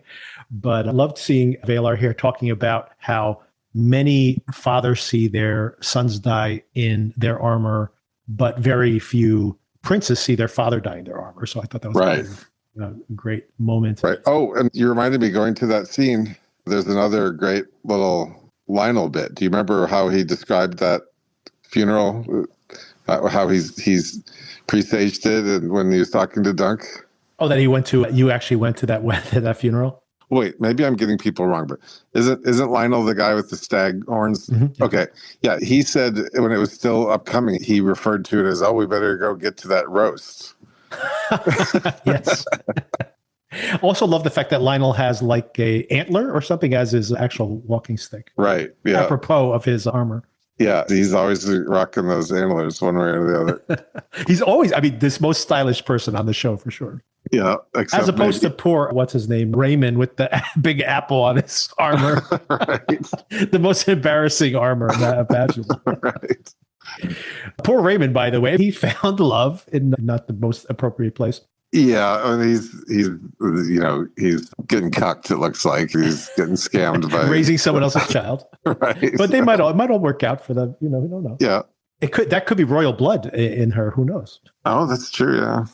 I don't know if that actually pays off in some way, but I also love the fact that he does also get that beautiful horse. So yeah, I was a little, surprised that Dunk didn't. I mean, that used to be the one he rode. I was a little surprised he didn't want to keep on doing that, and then.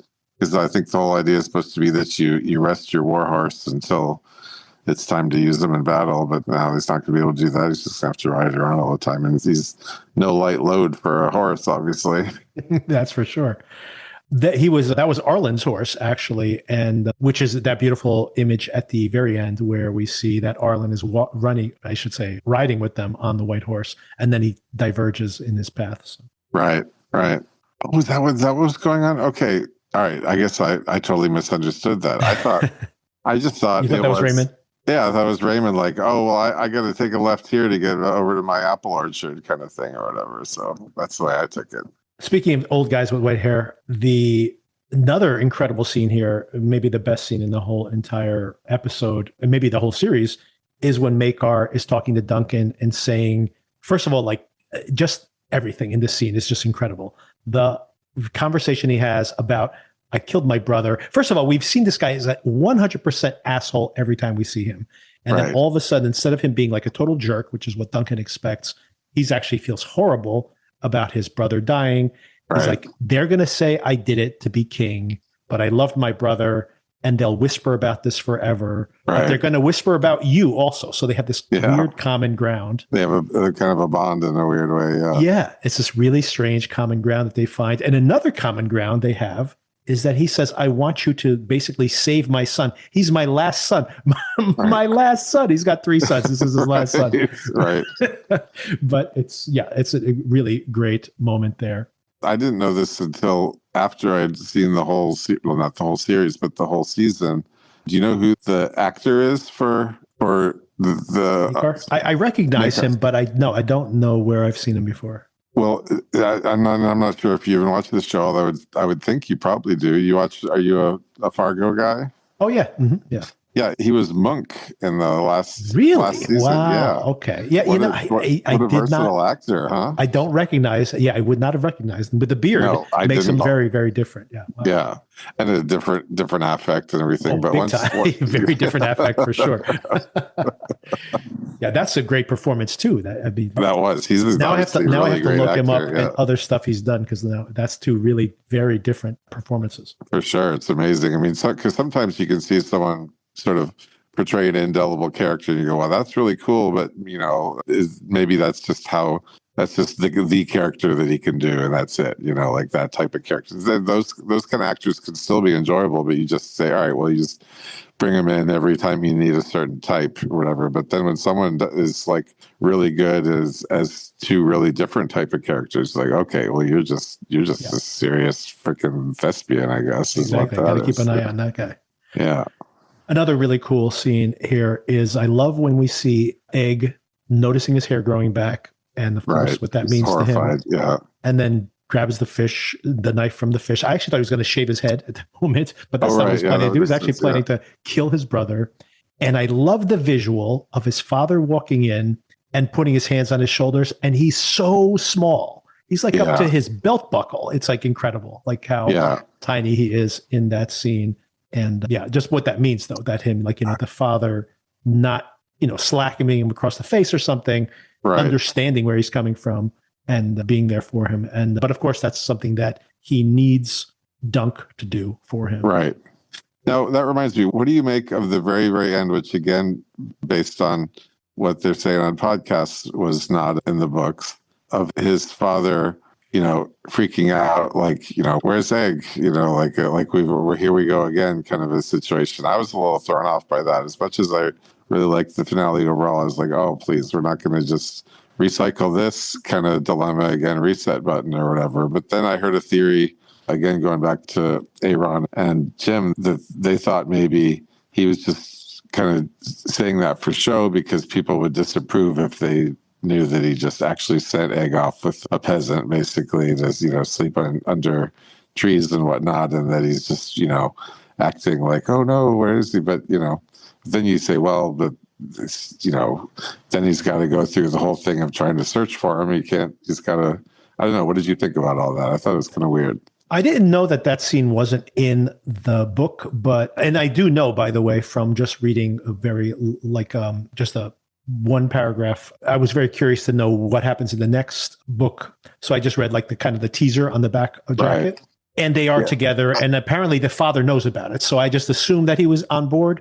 So maybe there's some transition where he's not on board, but then he is. But now knowing that wasn't there, primarily what I think that is, it's this humor that maybe I'll get tired of eventually, I have to tell you. But I think it's humor that the showrunners have here, because there's been so many times, for example, when the first time we hear the Game of Thrones theme, and then, he has diarrhea behind a tree. It's like there's been that type of thing, multiple times over the course of the season. Right. And I felt like that was kind of what we got again, because before that, we preface it with a title card, Knight of the Nine Kingdoms. 9 Kingdoms, right. That kind of blew my mind, yeah. And then they go from that to him being like, what? Egg? Right. Yeah, they do like to get a little slapsticky at times, which I think maybe is the reason for the jazz they played at the beginning of the episode. That was really strange. I mean, it was They like also had a contemporary song, or I mean, relatively contemporary song in the titles, which I mean, in the end credits, which of course is totally out of character also. Which, yeah, I didn't bump on that, but the jazz really did kind of throw me because they weren't trying to use medieval instruments type of thing at all. But I should tell you too before I forget the whole Night of the Nine Kingdoms thing. I went and I was kind of pleased with my cleverness about this, I guess. But I went and posted on a group dedicated to this stuff about how I guess the Seven Kingdoms is basically using mathing the same way as some football or some NCAA conferences do. You've got the Big 12, which actually has 16 teams, and you've got the Big 10 that actually has 18 teams. So it's the Seven Kingdoms kind of. They just never changed it after they added the extra kingdoms for sure. Yeah, exactly. That's what I assumed also, and I think that George again has written so much of the novels themselves are using his obsession with European history as reference points for almost everything that happened there. And I'm sure that this is like kind of standard where they would have like the 5 kingdoms and eventually there were 7 with whatever the 5 different French kingdoms. And they just kept it at 5 because that's what everybody said, even as they acquired more kingdoms. Right. And the funny thing though, too, is that the first few people who responded to my posts were just like, oh, that's funny, you're 100%, whatever. But then in came the like lore experts who were like, well, actually, and I couldn't tell you what that actually was, but there's some kind of explanation that a couple of them are more junior partners and don't really count. Yeah, it was like Dorne is actually partly independent. Right. Exactly. Yeah. And they own the land at this place, but they don't actually govern. It's like, okay, chill, man, chill. It's okay. It's okay. Right. It's not real. Calm down. But I did love the look on Dunk's face when he's just been, because we talked about he's not the smartest guy, or you could say I don't think he's stupid exactly, but he's kind of naive or whatever. But but he took satisfaction in being able to be the smarty pants for a second, like. Everyone knows it's the 7 kingdoms, not the 9 kingdoms. And then Egg lists them all off, and then the expression on Dunk's face is just classic, where he's like, Dunk may not be that smart, but he does know that you need to pull out. All right, so I'm very enthusiastic for more of this. Anything else you wanted to bring up before we transition over to Paradise? No, I think we covered it pretty well. A great show. Looking forward to coming back. And Yeah, very, very enthusiastic. A thumbs up for me on this one. This is going to be probably, I might forget about it by the end of the year, but probably in my top 10. I mean, not top 10. It'll definitely be in my honorable mentions at worst at the end of the year. Right. Yeah, I'm with you. Yeah. Okay, let's talk about Paradise. So Paradise season 1 came out of nowhere last January. So again, speaking of, this is a pattern we're seeing now. Your Friends and Neighbors is about to premiere in about a month and a half, less than 12 months between seasons. Right. And that's amazing. Paradise premiered, I think it was the end of January. Darren and I were looking for something to cover. We had just finished talking about the Day of the Jackal series, and we found this and really was not getting a ton of hype ahead of it and became one of the biggest shows of the year, mostly from a word of mouth. And we had a very popular podcast about it. I don't think it's going to happen again. Maybe we'll see if lightning strikes twice for us. But I noticed that they now have their own official podcast. So we're now competing with the Paradise official podcast. So maybe we won't have the kind of success we had last year, but we'll see. Well, and it's also, you can never quite blow people's mind the way that premiere did. Like the whole thing of, and I don't know if it was the case with you, but I was fortunate enough, thanks to my, very stringent policies of being the unsullied, as Jeff Canada calls it, that I was just watching along thinking I was watching a, contemporary political thriller or whatever. And then like, what? And they pulled the rug out from underneath you. I had heard that, though. I have to say that I did watch it purely out of just curiosity, like maybe this is something to cover. And then as soon as I saw the twist at the end, I was like, Darren, I think I found a show for us. Yeah. Yeah. But I had heard that the early reviews were like, you gotta watch it to the end, So I did expect that there would be some kind of twist. I did not anticipate at all that it would go into this whole, it's a sci-fi world outside. I'm like, whoa, didn't see that coming at all. So you thought it would be more like a twist of like who the actual like assassin was, or as some kind of thing as you're watching along, like it was going to be some kind of there would be some kind of twist where there's like there's a bigger conspiracy, like his dad was in it. It's not we see that the president's alive and it was a body double, something like that. I did not think it was going to go in the realm of science fiction. Yeah, it was so tough because all these people that I knew who were into Silo, and I wanted to tell them to watch Paradise, but I didn't want to spoil their fun with that. So it was like this, like brain melting, Star Trek logic loop, or like how do I convey this? How do I tell them that to watch this, that they're gonna right? Just like trust me. I think that I don't like this show. I literally ran into one case where it was like, I don't know. I'm not really into political thrillers. I'm more of a sci-fi guy. And I'm like, just listen to me. First question I have for you is Fogelman. Did you watch This Is Us? Did you watch This Is Us? Yeah, I watched like, I don't know. I couldn't say for sure, but probably like a season and a half of it or something like that. And I did like it. Obviously, I kind of tailed off on it, but I thought, some of it was really quite good. And, others maybe a little melodramatic, or a little, maybe the melodramatic's not the right word, but, it's a tearjerker, always kind of trying to manipulate your emotions and stuff like that. So how about you? Did you watch it?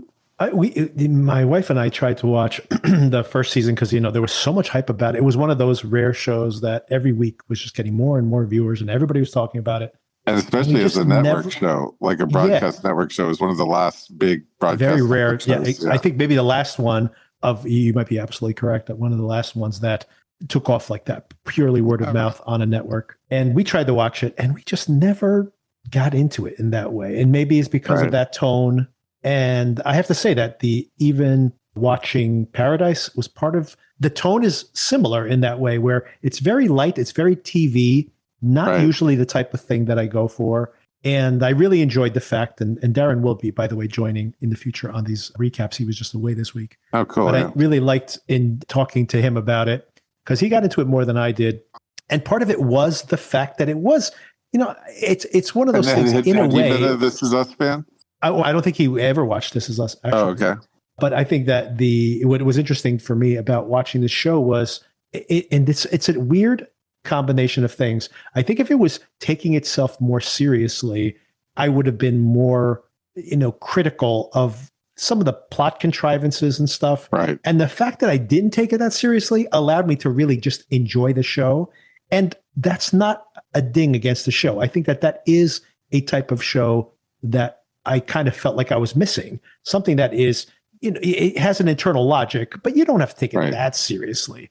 Right. And, well, I think the rap on it that has consistently been from a lot of people, even those who like it fairly well, very similar to what you're saying, where they even the really positive reviews will say, well, it's kind of pulpy, it's sort of a pot boiler or whatever, and just you got to engage with it on those terms. But I feel like my appreciation of the show really goes, I was going back and looking over my ratings from the first season. It really goes up and down more than with most series. And, there was that episode where they showed, the first day how everything kind of went to hell, and that I don't think was really like that. I think that was like just a really, that is by far the best, well done, like gripping, And then I thought the season premiere this time was on that level too. Like I really was, I had, my memory had become fuzzy of the first season, and I was like, oh, I think this show, people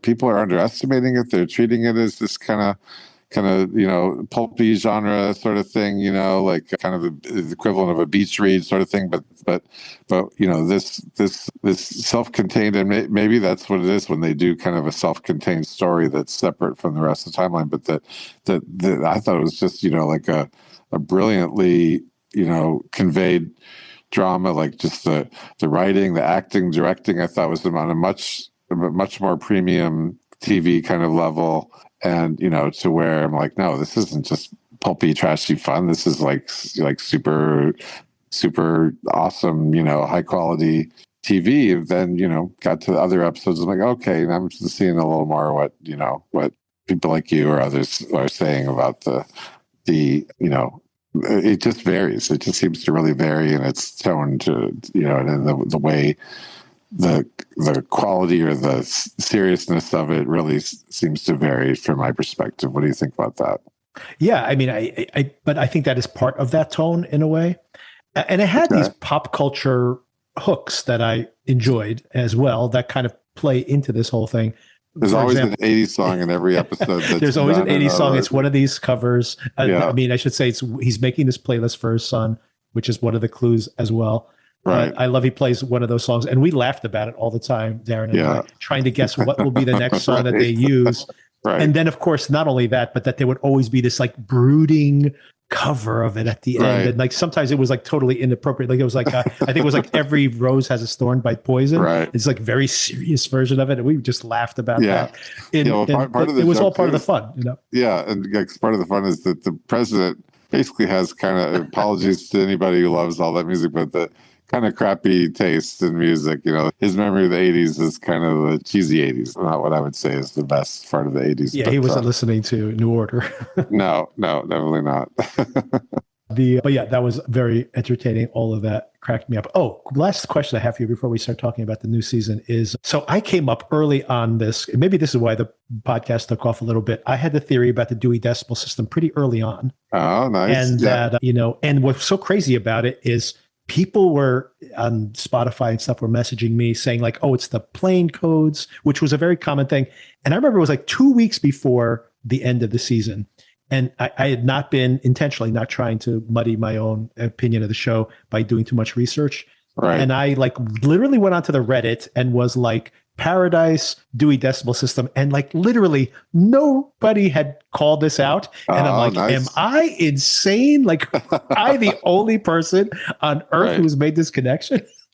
Yeah, well, that's when no one's even come up with it on Reddit. Because of course, Reddit has predicted, like to bastardize the old saying, they've predicted like 6,000 out of the last 5 recessions or whatever kind of thing. Exactly. But you have a stronger hit rate. I've noticed you. I mean, it's not a perfect one. I'm not gonna lie. You sometimes come up with some theories that are half baked, but yours is one of the kind of podcasters I've listened to, and I've listened to quite a few who do speculate. Joanna Robinson's big into this, but who try to predict things. You do better than her. You do better than most. So well done. Yeah, I mean, if I'm doing better than her, then that's a compliment. Yeah. And you know what? And maybe we can speculate. I don't think, and maybe I'll ask you this before I come up with my theory. I'll save my theory to the end in case people don't, want to get spoiled on speculation. So I'll leave it to the end.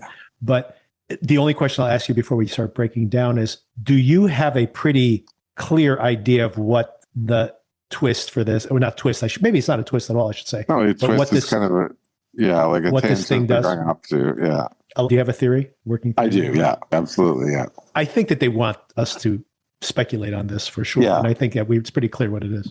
Yeah. Which, I was pretty sure where they're going with it. And I was also pretty surprised that they're like, oh, okay, we've already got this, high concept thing, but now we're doing a totally different high concept, which is a problem. Yeah, this is like a really. I mean, this is like if there's bunker shows, then what I speculate we might be seeing here, it's like a whole other subgenre, and I'm like, man, one subgenre within another subgenre, and what subgenre like is it going to be in the third episode? Right. That's pretty crazy. I've never seen anyone try that before, but this show can be a lot. Like I said, at times I really feel that it can be the peak of just quality drama. Then other times it's throwing everything at the wall and going hog wild. So it's a wild one for sure.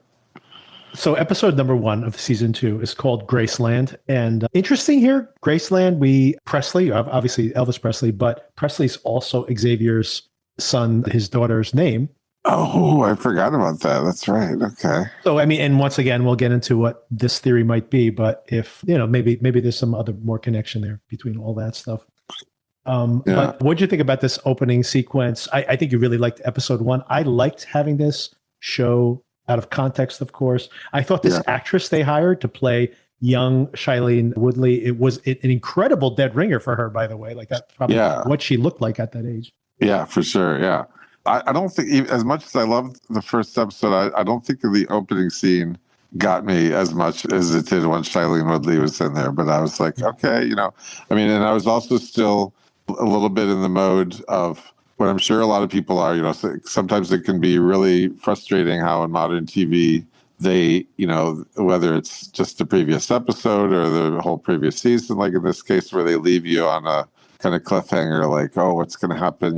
His flight to Atlanta kind of thing or whatever. And then just like, oh, but never mind that. We'll get back to that later, So I might have been a little bit still like, we're not going to get into that. What's happening here? But, I think, in retrospect, then seeing what happens to her once she is Shailene Woodley, when she's growing up, like, I think it was a good table setting, but I wasn't completely sold right from the jump. How about you? Yeah, that's so funny about the show. This whole thing, and this is like a Dan Fogelman, I think, based on the little exposure I have, it's kind of his brand in a way where you jump back and jump back in time, and everything is like told in shorthand, but it works somehow. Right. He does it. It's well a little enough. Like Lost, also. Like yes, that's what I was. My first reference point in my notes literally is Lost much. Oh, there we go. So same thing, right? We're jumping back in time, especially at the beginning of another season, right? Like where you're like, oh, this is a flashback to this. Oh, it's a different person's flashback, right? So we just need the sound effects. Minus the sound effects, we're doing the whole Lost thing, right? And then, then she's in medical school, and I'm like, oh, it's the pit now too. Right. Yeah. We'll throw everything in there. So I wasn't totally clear. Is it that the deep vein thrombosis is what her mom died from? Is that why she freaked out about that? I don't know. I honestly don't understand this. In my notes, I said, good things no one on her Graceland tours reminds her of her mother. right. But yeah, I'm not sure why she's just like, I quit medical school for this one episode, because to your point, I think it's more than that, because if it was just that, then, she could kind of, avoid those types of cases or something. But it seems to be more debilitating than that. But I also love the fact that they're like, I know you just quit medical school, honey, but I got a job for you. Sure, let me become a tour guide at Graceland. Sure thing. Sure, yeah. Well, and for her, it is a big deal for her, obviously. Right, and it was a thing between her and her mom that they loved Elvis, and they knew a lot about it. And she went all the time, right? She literally went on that tour all the time. Right. That's so she could just kind of recite the same spiel, add her own jokes, and yeah. So we were expected to. It's like I said, it's shorthand. Especially introducing us to her as a young girl. For sure, yeah. But then, to your point of how the show goes from being like silly and using a lot of shorthand and taking a lot of shortcuts emotionally, but then really impressive the way it kind of opens up the aperture and then starts to explore like the day of. It's something we wanted to see more of that. For sure, yeah. This actually happened, right? And all that stuff I thought was really well done and beautifully done. Like, this is not a super expensive show. They obviously have left the bunker, so they have to spend more money this year. But still, like, seeing the apocalypse through like a telescope is a pretty interesting way to do it. Yeah, it's cool, as you say, to get a different angle on it as far as like, I may be forgetting something, but I feel like as great as that episode was from the first season, we saw it mostly from high level, like the president's perspective. And, you kind of got the impression of, more common folk by, for instance, the janitor or the waiter or whatever it was at the White House, like, telling them to go home and stuff like that. But we didn't still get, and then also like the people who were approved to go, their neighbors and stuff. But as far as like really being in the POV of somebody who has no connection to, not even adjacent to anybody who's invited to that bunker, it was definitely an interesting perspective for sure. Yeah, and this was a very cool, although some of this is preposterous, that, people are looting in the streets after 6 days. Yeah, nobody goes and loots Graceland for some reason. Yeah, I was thinking that, and not only was I thinking that, I was thinking Victor is going to be thinking this, because I know that you like to call out kind of inconsistencies and stuff. I mean, when they went upstairs, they could have showed that the museum area was all ransacked. Everything seems mostly intact. She's the one who smashes most of the things accidentally. Yeah, I guess the idea is that there's the big heavy gates around it or whatever, and that's why that it. But yeah, I mean, those guys get in pretty easily, That is probably the biggest plot hole of that episode. As much as I love the episode, I was kind of thinking that. And it doesn't need. These are the things. Going to complain about this. I know it honestly doesn't bother me that much, but it is self-inflicted. Again, it's like there are ways to avoid that plot hole pretty easily. I kind of thought, like, at first it was going to be that they are basically sheltering down in the basement, and it's sort of like a bomb shelter bunker kind of thing. They're just going to lock themselves in there, and people are going to ransack the whole place, like up above them, but they are going to be holed up down below.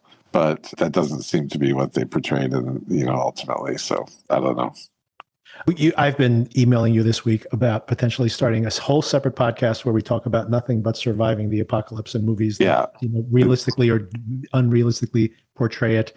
So which is a genre I absolutely adore. The post-apocalyptic is just my jam for sure.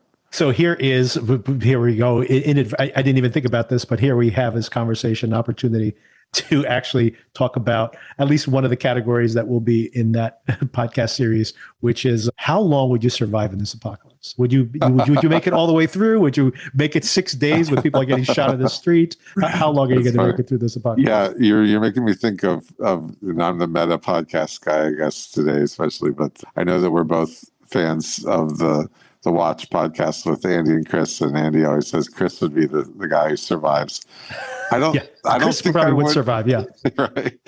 I feel like I could be maybe clever and resourceful, but my problem is like I really struggle with like not having every little bit of creature comfort, like if it's a little too cold, a little too hot, or the bed's not quite soft enough. I mean, I see people have to just like sleep outside on some sticks or whatever. And I'm like, no, I'd be out. I'm done. I can't do that. You'd rather be dead. I'll just drown myself right now.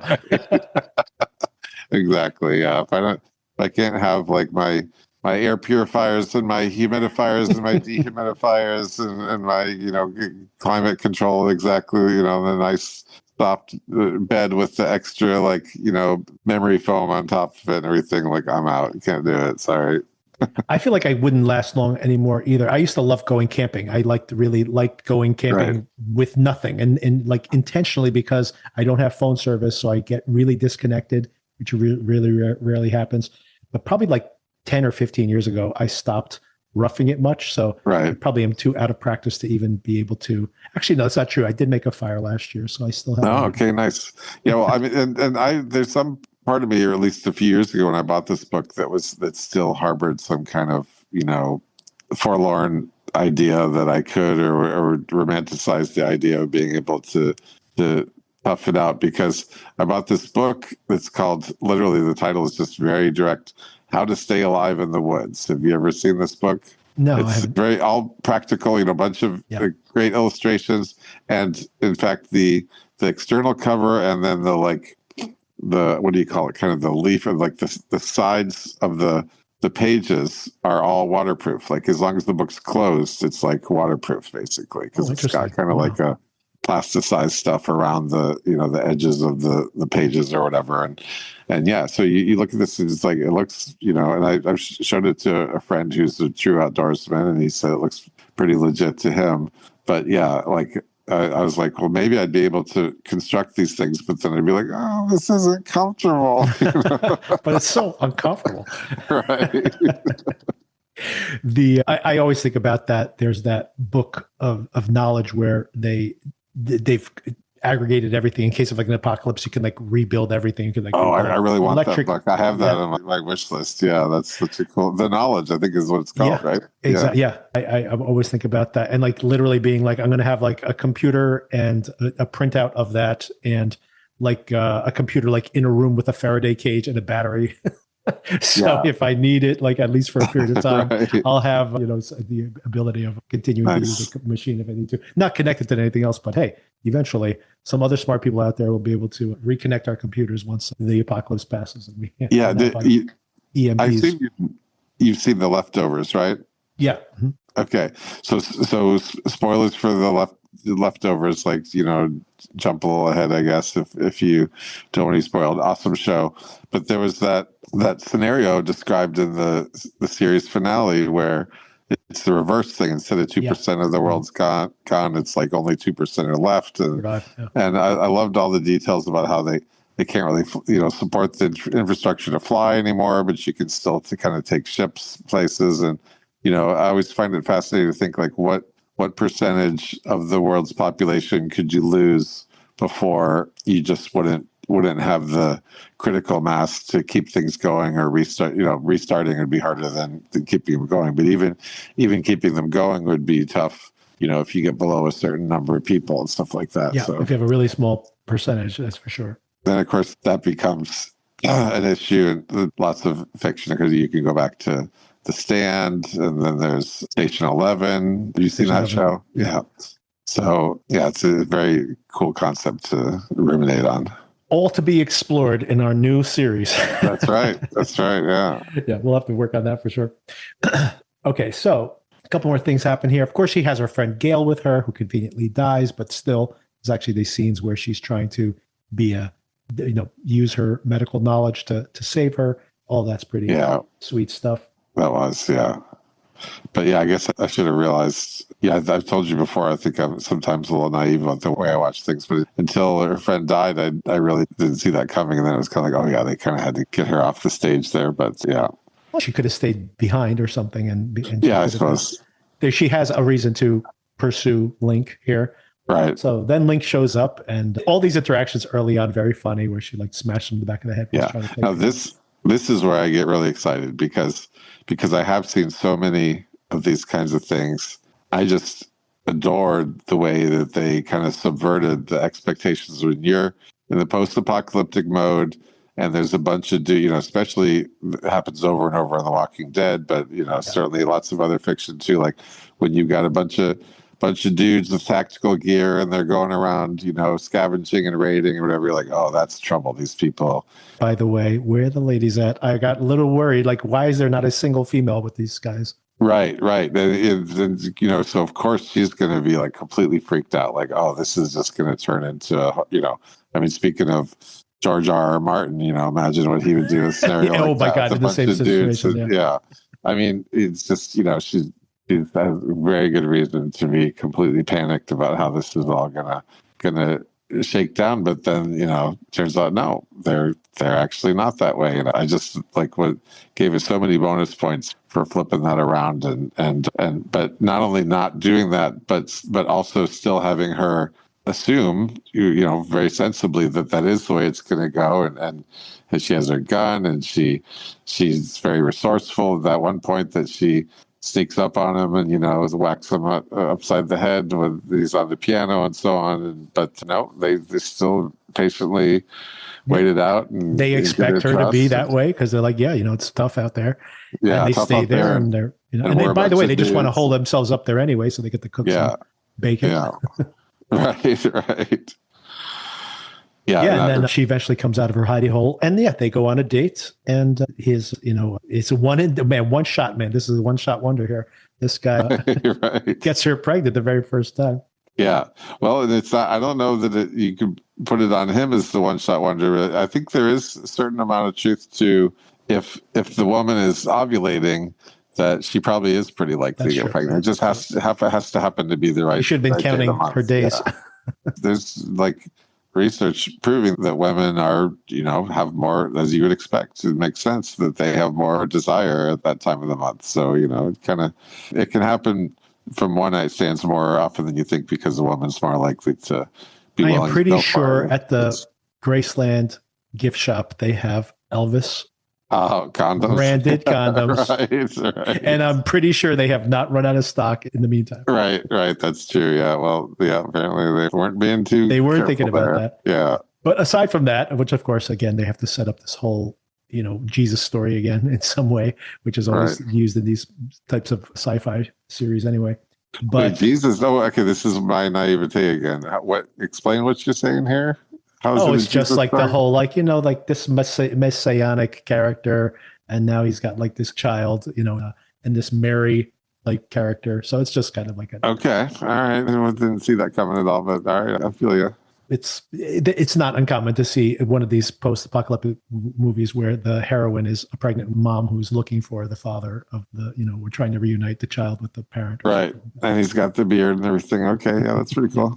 So a little bit of that, but still, regardless, that was the one thing where I'm like, and then we flash forward and then she's pregnant. Of course she is. But right. Despite that, the lovemaking scene itself I thought was really, again, Fogelman at his best, where it is not like the lush, like you said, like the kind of YA version of this, where they like are kissing and looking into each other's eyes. And like the first second she sets eyes on him, she's like, "Who are you?" Right.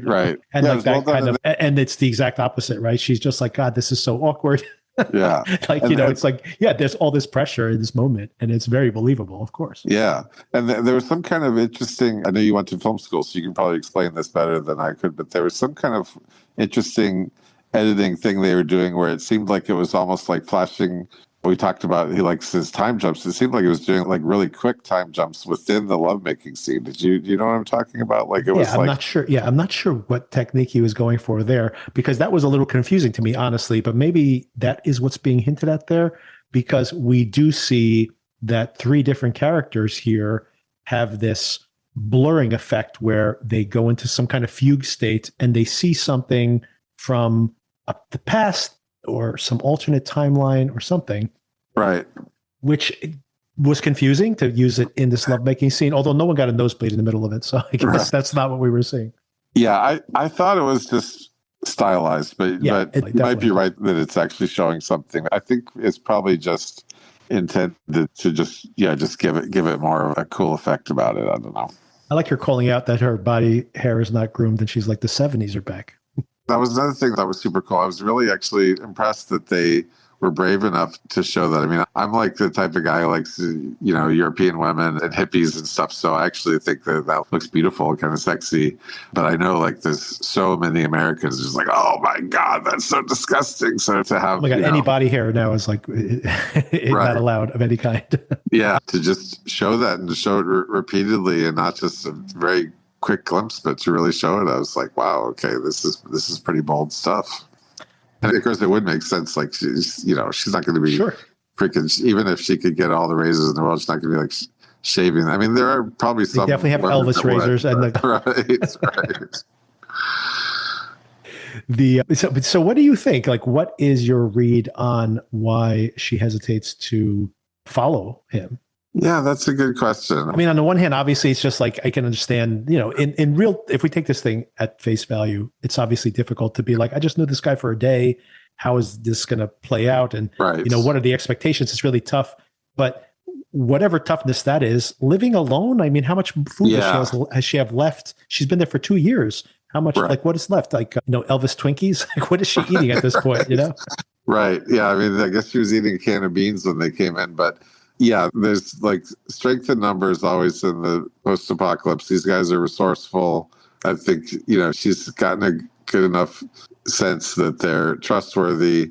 It doesn't seem smart, but then I think that she talks about how she's always tended to be alone, in the past. And she's kind of got just, clearly some psychological issues and stuff. I think that she maybe just, got the psychological makeup that she can't really envision herself just kind of being with this group all the time. That's the best I could probably, come up with. It also seems strange that she's making a move now when she's so pregnant, because she literally is like feeling the baby kick. She knows that it's coming soon. Right. And obviously, if you care about this outcome, is she going to be able to deliver this on her own? If she doesn't survive it, then does the baby die because of her own, issues?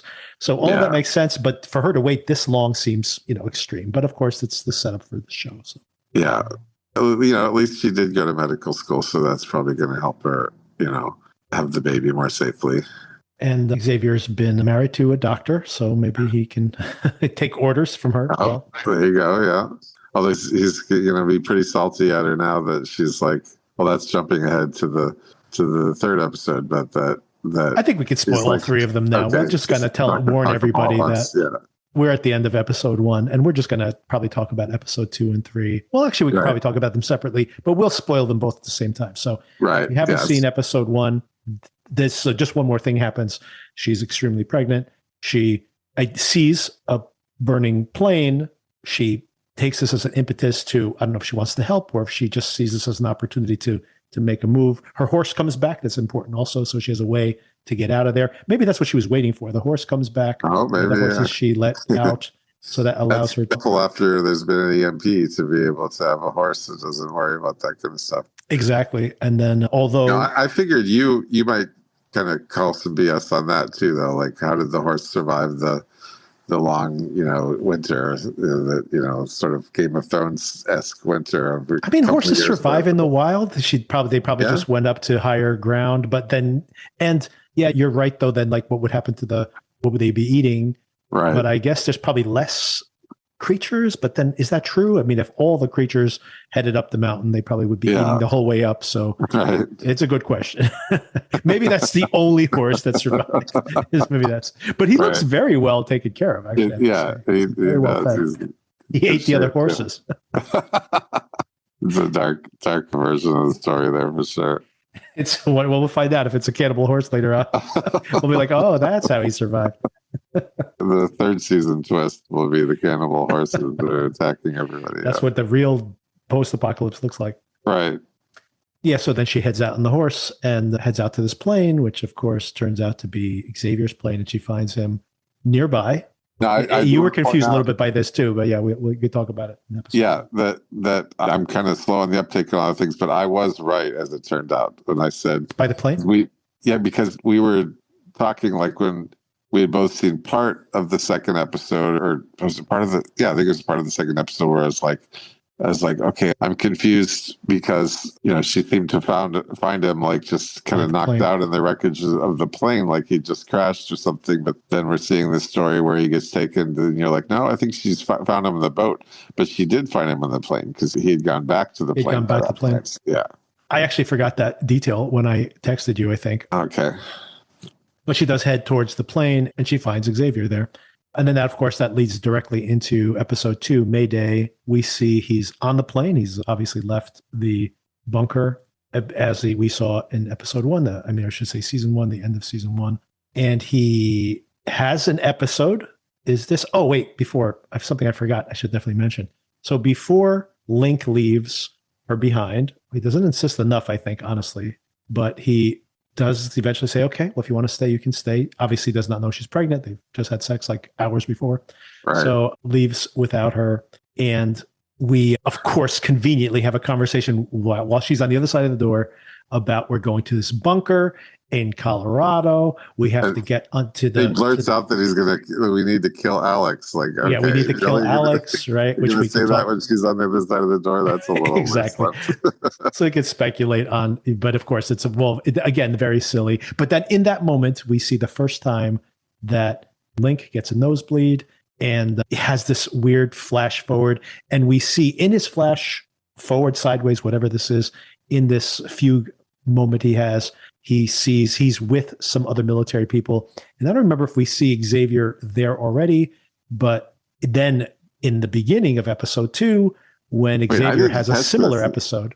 Is that? I did not catch this about Lincoln. I didn't. It's blinked and missed it. I don't know what, but here I'm back to, just congratulating myself on picking up on stuff. But I was really slow on the uptake of this because I didn't catch any nosebleeds until the end of episode 3. Really? Okay. Yeah. So yeah, if you want to rewatch, you can just rewatch the end of episode 1 and the beginning of episode 2.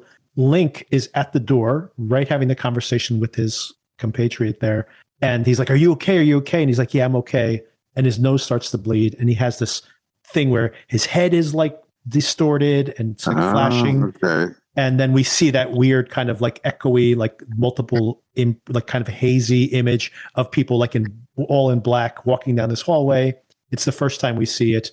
And then, of course, in the... How did I miss this? Good grief. Wow. And then in the beginning of episode 2, when Xavier is making his mayday call, and I think this is why he crashes, actually, but he's already starting to take debris, light debris in the window.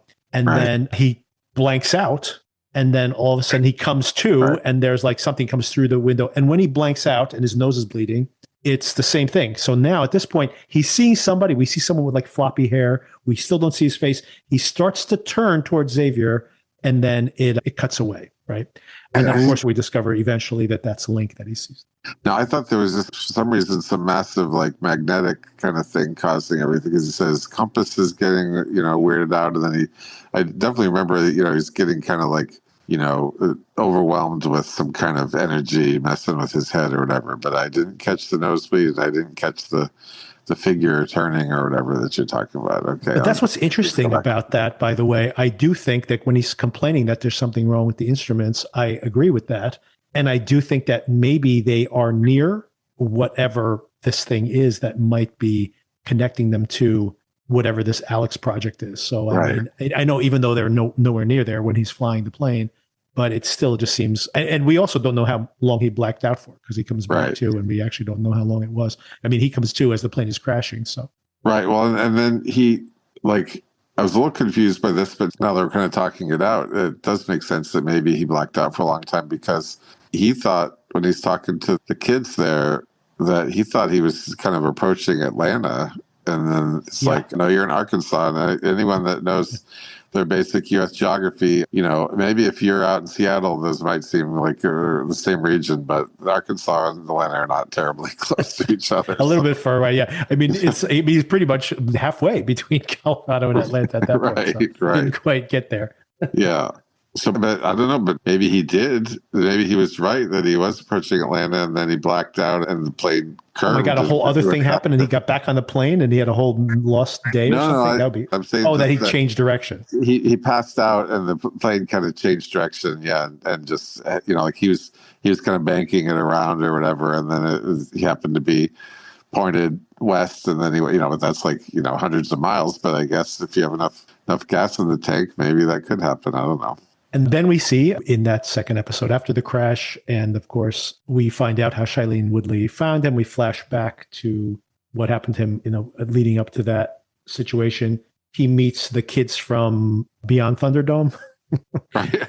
Oh, that's a good pull. I was going to say, this is where it fairly immediately was starting to really contrast to me with the quality of the previous episode, partly just because the way I thought in my mind is that I tend to always be kind of allergic to like sort of Lost Boys type of people that pop up. But you're right. Beyond Thunderdome is a great. Well, example of that. They are. That's Peter Pan too, right? So that is the Lost Boys. Yeah, I just it's used a lot in movies, and I just never really like it. I don't know. I'm curmudgeon about that somehow. I see. I mean, this is where the show started to lose you a little bit. I also didn't love this episode that much. I liked it a lot more, but even then I had issues with some of this.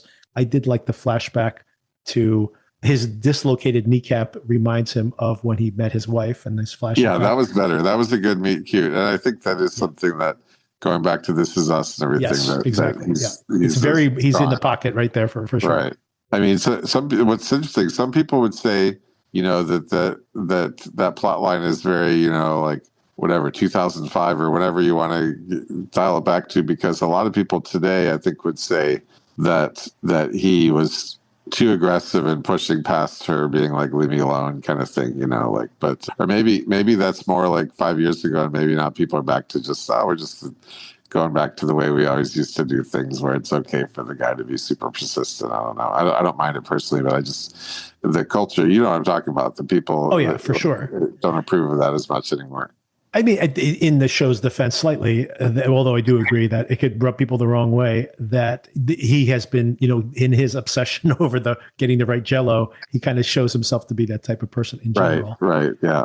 And then he also does back off, finally, leave her alone. And of course, that's the very moment when she needs him, because she got back surgery that made her blind. Right, yeah.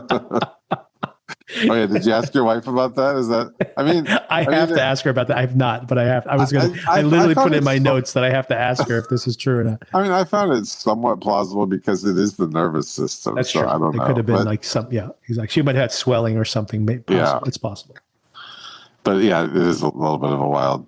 It may be technically true. It should maybe laugh that the symptoms she has. It's not like she has swelling in her spine, so she's partially paralyzed and she needs Right. It's that That's what I thought it was going to be. Yeah. She's just blind. But they had to I guess they had to have it be that, because then, it, as long as you're willing to swallow that, it is a nice little grace note when she's like, so you've been setting things up for me, you've been making sure I have everything I need, like that's, her heart melts realizing that he's been doing this all along, and now she can see that he has, and so on. So yeah. She was blind and now she can see. Right. Amazing grace. Yeah. And then we get to the end of the episode. Pretty much these kids take his stuff. For some reason, they're obsessed. I mean, I guess he has stuff that they don't have, including the book. So it kind of makes sense.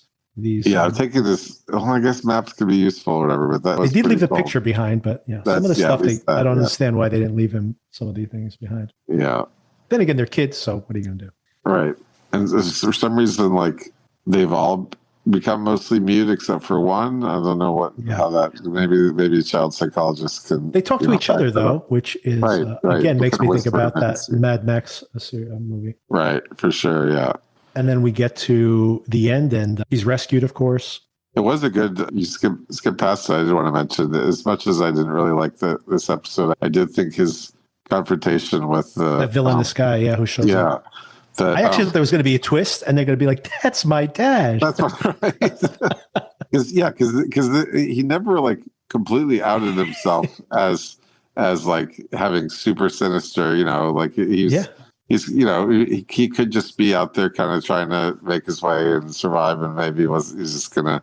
I'm the coach. I've been looking for those kids. Right, and maybe he's just kind of like a little amoral, but he wasn't like too horrendously sinister, but I also did like this nice touch though that the guy he's been living rough, he's been hardened by this post-apocalyptic situation, and he sees that Xavier's looking like a little softer, like he's been living well or whatever. But what he has, and he can see he's injured and everything too, but what he has no idea about is this is like an elite Secret Service guy. That's right. So, you haven't seen him with his shirt off. This guy's jacked. Right. And then he's got all the moves to be able to disarm somebody and everything. So it's like, that was totally believable to me and well presented. And then it was pretty kind of intense the way that he takes him out, just smushing him down in that muck until it's all over, and then the kids finishing him off, like as if they've done this before. This is what they did with their coach and all their other parents, I'm sure. Right, and they sprinkle the leaves so that there won't even be any sign of him or anything. Yeah, that was nice. That I didn't love the episode overall, but I did like that little sequence. Yeah, no, I liked all this too, and I did skip past it, which is probably the strongest part of the whole episode, aside from some of the cute stuff in the flashback. The flashback, yeah. It was the strongest part of the present day or whatever we're calling that, yeah. All right, now I think this is going to be the most interesting aspect of, one more thing to say before we jump to episode 3, of course, is that, he's been rescued. He's going to survive this knifing, of course. He's going to have to survive because he's the star of the show. But, of course, he meets a doctor in training, which, of course, is very useful as well. Yeah. But he's like, okay, now I'm feeling better. Let's get to Atlanta. And she's like, absolutely not. We're going to Colorado. I'm having a baby. And we got to go find this Link guy.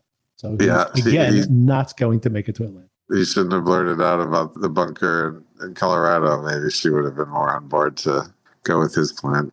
That's true. He might have just been like, well, I need company and rather better than being alone. But as soon as he starts saying, let me tell you what's happening in Colorado, she's like, Colorado? Bunker? Yeah, I heard about that. Yeah. So now they're heading back to Colorado. Now, since we watched all these episodes kind of just today, it's a little blurred in my mind. Is it correct that we didn't actually go back to the bunker until the 3rd episode, or did they go back a little bit in the 2nd one? No, we did not. So that was, So now I think this is where we're going to have a real disparity here in the conversation, which I'm really looking forward to. Yeah. Which is the fact that for me, I like the flashback. I like that as a good set point. But for me, there was something about being back in paradise and being in the machinations, which of course was the comfort zone for this show because it replicates what season 1 was and picks up the storyline from where we were before. So I like that. I found it like a comfortable place to be, with the caveat, of course, that I assume that we're going to continue to exit the have these parallel storylines going on. So I did like that. But for me, the show felt most like itself when it was back in the bunker. Well, but I would. You didn't really love this episode, though, right? No, I thought it was rough. It was a rough time. That was the one episode I really took some notes on because I have some bones to pick. I can rattle them out. Well, maybe we should. I'll try to, because you do a good job of kind of recapping it, and I can try to insert them in as we're going. So go ahead and do your little recapping, and I'll put in my gripes as we go. Well, I mean, I liked some of the details here when they're back in the underground. Just seeing this vice president who's like now inherited the presidency, very fun. I did want to mention briefly that I liked how they brought back some of the dead characters. Like we actually see, I was like, well, we're not going to see James Marsden at all in this series, especially since he's a regular now on Your Friends and Neighbors, by the way. So I'm like, he doesn't have time to be on 2 shows. But here we are. We have him in the flashbacks. So I assume we'll see him in more flashbacks. And of course, they also bring back Billy here as in this flashback sequence. Yeah, I think, I guess it's kind of like we're talking about similar to Lost. So I think a lot of shows these days will keep bringing back characters, even after they die, just by doing it this way. Just give us a little taste of them in flashback every so often. Yeah. And there's another detail I liked very early in the episode where this idiot vice president, now president, is like, what does everybody down here not have that they used to have before? Right. And then people anybody? That was good. And they're like extended families, pets. I mean, there's a very long list of things. Right. He's like, okay, I'm going to cut this off because people are going to keep guessing all kinds of crap. That's not what I intend. Yeah. That was good. I did enjoy that scene. Yeah. Which, of course, is a disastrous idea, right? Like, this is all like temperature controlled. You're going to evaporate the water? Like they're farming down there and stuff. This is a horrible idea, obviously. Yeah. Well, I mean, I don't know. Like, I feel like the little taste of different seasons made sense, but it looks to me like it's pretty warm there already. Like, yeah, it's like climate control to be like perfect. San Diego I'm sure it's weather like crop. Like yeah, that. Exactly. It's like perfect temperature to raise crops and for people to be comfortable. Right. But so I felt like maybe it'd make a little more sense if they balanced it out, have a week of winter, and does a little bit of fall and spring. And then you could have, a little short, like if you kept it sort of just nice most of the time, but you just occasionally give a little taste of other things that wouldn't take too much energy, and maybe like lowering the temperature for winter would balance out how much you're using to increase it in summer or whatever. But I don't know, like just to be, it's usually warm, but then we'll have it be really hot for a little while. I don't know. That's, it's kind of weird. Right. Yeah. I mean, there's probably ways you can create that cycle, but then again, when you think about like food production, they probably want to have fruit production all year round. Right. So some of that is, I think some of that works in the logic, but I think that also if they wanted to imitate seasonality, there would be ways to do that as well. But then, of course, the scientist, I forget his name, but the guy who's the architect of this whole thing, calls him an idiot to his face, which doesn't go over that well. Yeah, and as right as he may be, like, boy, that guy's never like learned anything about diplomacy whatsoever. This is not the way you get me. Right. You gotta, it's not. He's not read how to win friends and influence people. I mean, that's not how you approach it. He's like, are you arresting me now? It's like, yes, you're getting arrested now. But he's actually not arrested, right? He's just going down to his bunker or the sub bunker where he's running things for real. Oh, I thought he was, or does you think the police just take him off? Maybe that is, no, you might be right. That might be where I'm just flashing to the very end where they bring the president's son down there.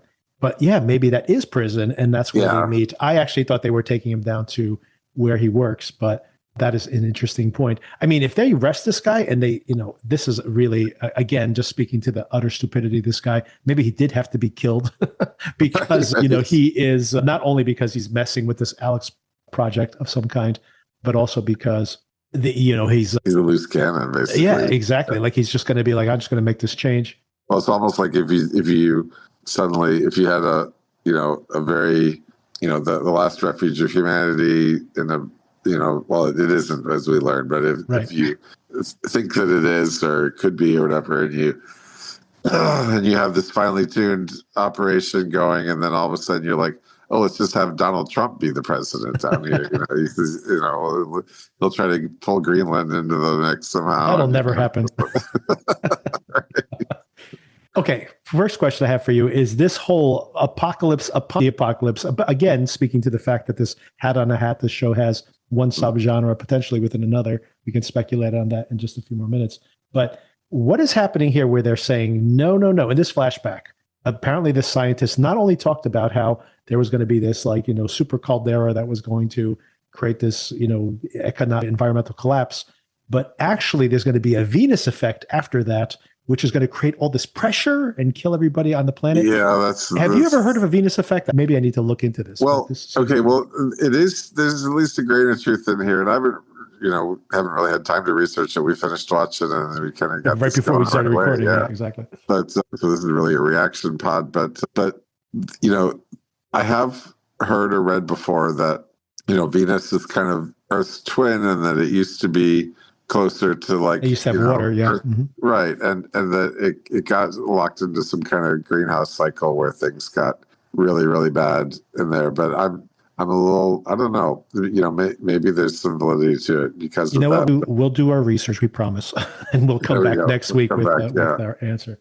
But it did seem like a convenient, escalation. Yeah, exactly. Because we've had massive, volcano eruptions on the planet before. Right, which this is obviously more substantial than that, but it seems like this Venus effect thing is now. I think I really feel like they just came up with like, what could be even worse? Oh, Venus effect. Right, because it doesn't seem like they were actually planning that in the first place. It was just going to be the caldera, and So therefore, we get a clue here that what's the only thing that billionaires can't do? The one thing they can't do. They can't give us more time. More time, yeah. Well, that to me, that's just like a big flashing neon sign, or it's going to be a time travel show now. Here we go. So and I think, and then maybe that's the the last question. We could just touch on a bunch of these plot points while we talk about that. But now, if we assume that there's going to be some kind of element of time travel, we see also another flashback where this guy who's studies on this guy, by the way, who was in Mulholland Drive, very memorable scene in Mulholland Drive, by the way. Yeah, he's got kind of a unique look about him. He's certain. Yeah, you'll know this character. He was on Boardwalk Empire as well. He's been in a bunch of. Oh, that's right. Yeah, always recognize him when he pops up. But he is very into quantum mechanics. Right. And he has some kind of quantum mechanic technology. Mechanism. Right. I think it was the entanglement effect. Right. Exactly. Which you're a tech guy, you can explain it to the folks if you want to. Oh, quantum entanglement. I don't know if I want to go down that rabbit hole now, but it's often used in sci-fi, especially the last few years, I feel like. Yeah, there is something really fascinating, this whole idea of spooky motion at a distance, which is what Einstein used to call it, which is an incredible theory that has been proven. It's incredible that we're still proving Einstein's theories 100 years later, but that this has actually been proven that, and by the way, if teleportation ever exists, this would be how it would happen, because it can travel faster than the speed of light. Or at least faster than light communication. You might have at least communication, right? Yeah. I'm saying if teleportation ever existed, this is how it would occur. But a much simpler mechanism would simply be being able to communicate, because what it basically means is that when you're entangled, if you are in a positive juxtaposition in one ion or whatever, then you're in the opposite position in the other. And this happens instantaneously. It doesn't travel through, at the speed of light. It literally happens. So light years away, you theoretically could just communicate. No matter how far away they are. So to your point, it's like it'd be very easy to use like binary communication using this if we actually needed to communicate with somebody very far away. Are you a fan of the 3-body problem, by the way? Of the series or the book? I couldn't read the book. The book was too dense for me. And I watched the series and I felt the series was too dumb. It was too much of a dumb interpretation. I love the series. I absolutely adore that series. So I felt like it was, this is a whole digression. I felt like it was too dumbed down versus what was in the book. And it also was, intentionally, they're trying to make it more readable, I think, to the audience. But I felt like it just was, I didn't have any characters I liked. The simple point was, I just didn't like anybody in the series. I really loved it, but I only brought it up because they used that quantum entanglement thing in there to have the aliens be able to sort of exert influence at a distance. Which is very cool. That's a good thing that you brought up there. I thought that's a very cool way to use that, where they're actually saying like how they're so far away. How can they communicate with these computers? But of course, yeah, they're using quantum entanglement to, do you've seen the series obviously, but like make the projection in the sky, but also to take over local computers and such. Right. That's a very cool use of the technology. Yeah. And that's coming back for a second season. So maybe something we could discuss. Yeah. I'm getting Netflix the day that comes back. I love that show. Nice. And that's coming this year, but probably later in the year, I think. Oh, cool. Okay. Awesome. So then we get to, so this guy, he is getting, Billy enters the scene for the first time. He's a hitman. Apparently has redeemed himself over the course of season 1. He seems like a pretty good guy who's still doing bad things. But here he just seems to be like a sociopath. And right. Interestingly, I thought we kind of were shown that he, like, I'm trying to remember, he got like kicked out of the military, right? And then wasn't he recruited to be like work for some real seedy sort of organization or something? I'm a little vague on it because I haven't rewatched the season, but I thought he was shown to have become a pretty bad guy, and then he was sort of climbing his way up to being good again, good-ish or whatever again.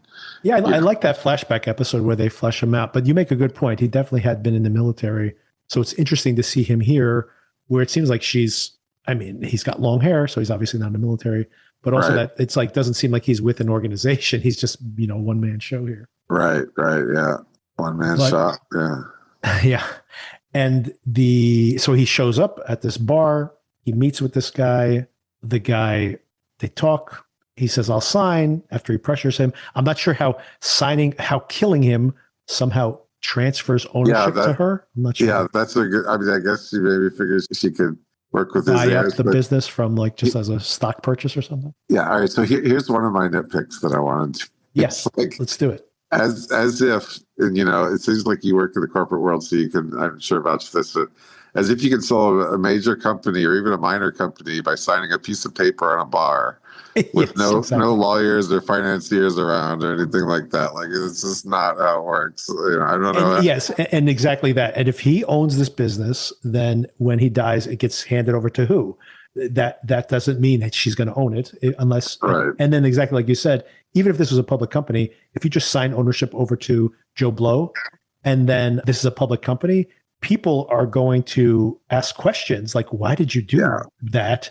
And there would be a lot of questions about what would happen. It wouldn't just be a simple transition of power like, oh, and now she owns it. It's like, what? What are you talking about? Right. This is a publicly traded company. There has to be some kind of vetting process. Like there's a board of directors. Like, what is happening here? And even if it's private, I'm just really skeptical. I mean, like, I've bought houses before, and they make you sign like in a million places, and initial all these different.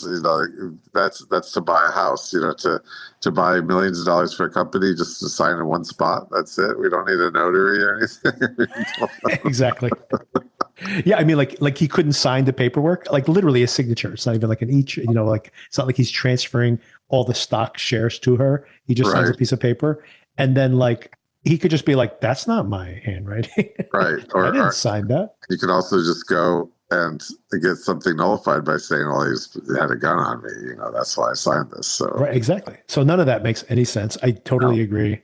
But what's interesting here, if we once again take this silliness on its face value, is that he writes down his address. So he knows that Billy's going to eventually get to his house. Right. He kills his wife because he knows he's about to be shot. But of course, he wants to die in that moment because he knows this is going to happen.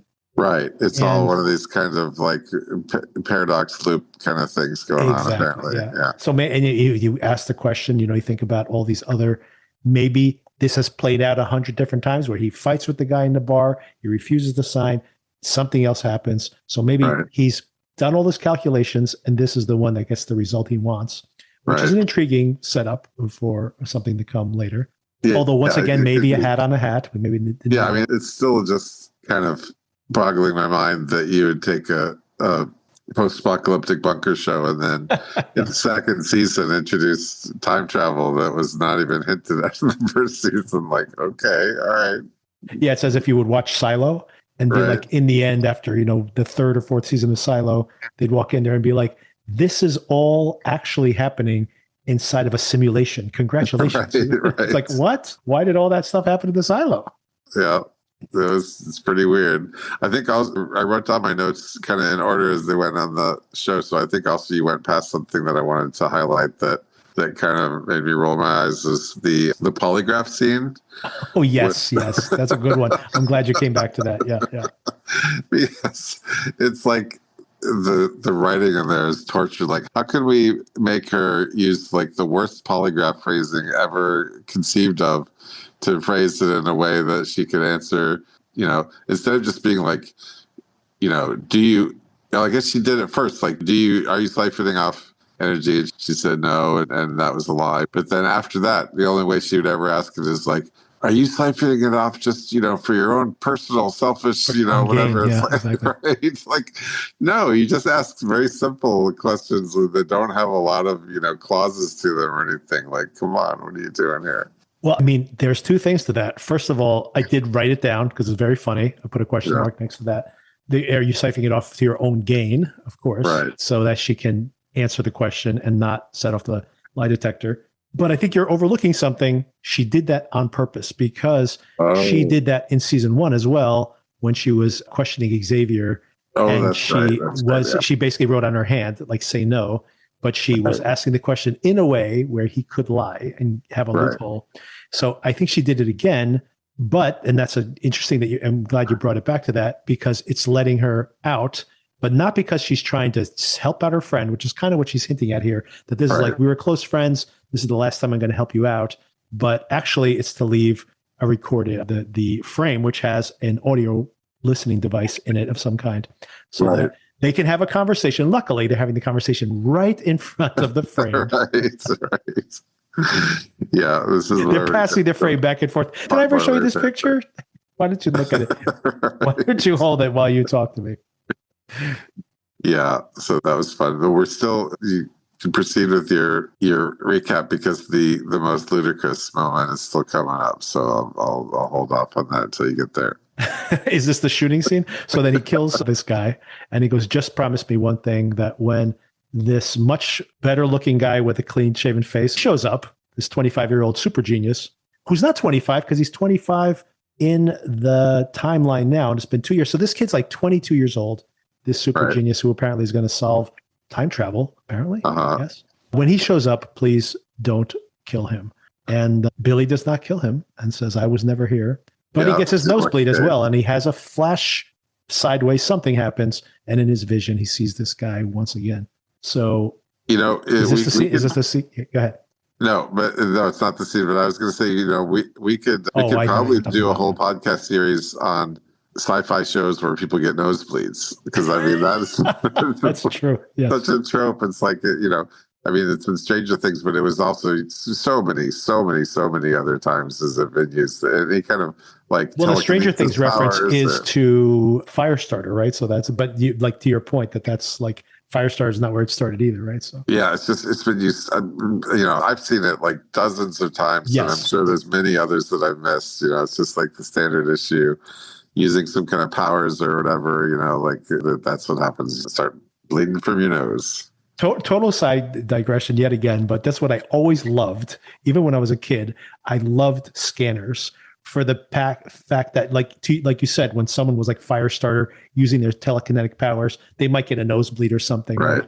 And in scanners, it's like their whole head is pulsating and shit. And then it explodes sometimes too. Right. It looked very painful to use their powers in that movie. For sure. But no, we still got the most ludicrous moments still coming up. So keep going. Oh, yes. Okay. And you know what? I watched this and I didn't take notes towards the end because I was doing other things. And I'm glad you circled back to it because, yes, it's the assassination, right? Is this what yes. So in the meantime, Xavier's ex-boss, she was was it partner? They weren't partners, right? Because Billy was his partner. So this was, it was his ex-boss, and who was also sleeping with Cal, the president. Right. Yeah. And she's gotten a demotion. She's got a new hairstyle too, which I really like. I like this hairstyle, by the way. Yeah, it looks good. And then, but she is, investigating on her own. And she starts being like, it's very strange that our killer, not Sweet Jane, is, always in the mix whenever somebody dies. Right. She did ask a kind of suspicious question. How did you know to go there? Like, oh, I don't know. I just had a hunch, you know. And then she goes and looks at her. She's looking carefully through her transcription of her interrogation. And then she goes, where is she right now? And Yeah. And like, by the way, that like redacted document she went through, like it's got all these like single sentences with quote marks around them. I'm like, what, yeah, why were there quotes? Well, I mean, she did say that specifically, but why did she say everything? Yeah. Right, right. And then it turns out, oh, she's the only one who's out there. Everybody else is quarantined or whatever it is. Yeah, they all had to stay back at the mansion for some reason. Yes, exactly. You know. And then of course Jane kills. This is crazy. Jane is the only person with the president, and yet kills him without any kind of plan. Then checks her phone and is like, "Oh, she's nearby." Right, that could frame her. Yeah, I don't know what her plan was going to be if that sort of kismet didn't come along for her. That's an eyebrow raiser itself. But the thing that I found the most ludicrous is like, okay, so the story she's going to present to people is that she was not only unable to stop the president's assassin, but I can't even say this without laughing. But first, before she knocked her out, she was too slow to prevent the assassin from painting an X. Putting the X on her back. Right. She's like standing there watching her get knife him and then take the knife and wipe the X, and they're like, "I'm going to knock you out now. That's not good." Yeah, I can't wait to hear all the quotes around her statement next week. Oh God, yes, this is absolutely ludicrous. And yeah, I mean, it's really like two different things happening at the same time, right? Where she was trying to make it look like a random assassination by someone who's one of this terrorist group and marking him with an X, and then also setting her up but not changing the setup at all. Right. And even if it, like so let's say she didn't have this like fortuitous patsy to put it on, like how is she going to explain how she's the sole security person along with the president, but she doesn't get hurt, the assassin gets away, but it wasn't like a sniper or anything, it was just somebody that came up and knifed him and painted the X on his back, but then totally got away. And what? Minimally, if this has happened to her multiple times now, she's been in the room when she took no action. Yeah. Minimally, she needs to lose her position. Yeah, big time. Because the idea that they're like, well, she's just so utterly incompetent. Well, then don't let her be the only security with the president, for God's sakes. Yeah, for God's sakes. Oh my God. This is what? Yes, a very silly cliffhanger for next week. And yeah, I did not see a trailer for next week's episode, so I don't know where they're going to pick it up. I don't think Xavier's going to be back at the bunker that quickly. They're coming on foot or on horseback, I guess. Right. Yeah, it's a long way to go on horseback, yeah. So yeah, well, all remains to be seen. So it'll probably take a long time to get there. Oh, and of course, one more thing is that Cal's son was been arrested but meets up with this guy who knows a lot more about Project Alex than he's letting on. Of course, one more thing about Alex. I'm pretty sure that I could keep calling it Project Alex. I'm pretty sure that whatever this thing is called Alex after the wife who's passed away. But when they say they're going to kill Alex, I think they're going to kill this device or this project. Oh, okay. So this is something I wasn't clear on either. So Alex is not a person. I thought I assume Alex not, because the wife's name is Alex, and I'm assuming this is all assumptions here. Wait, whose wife?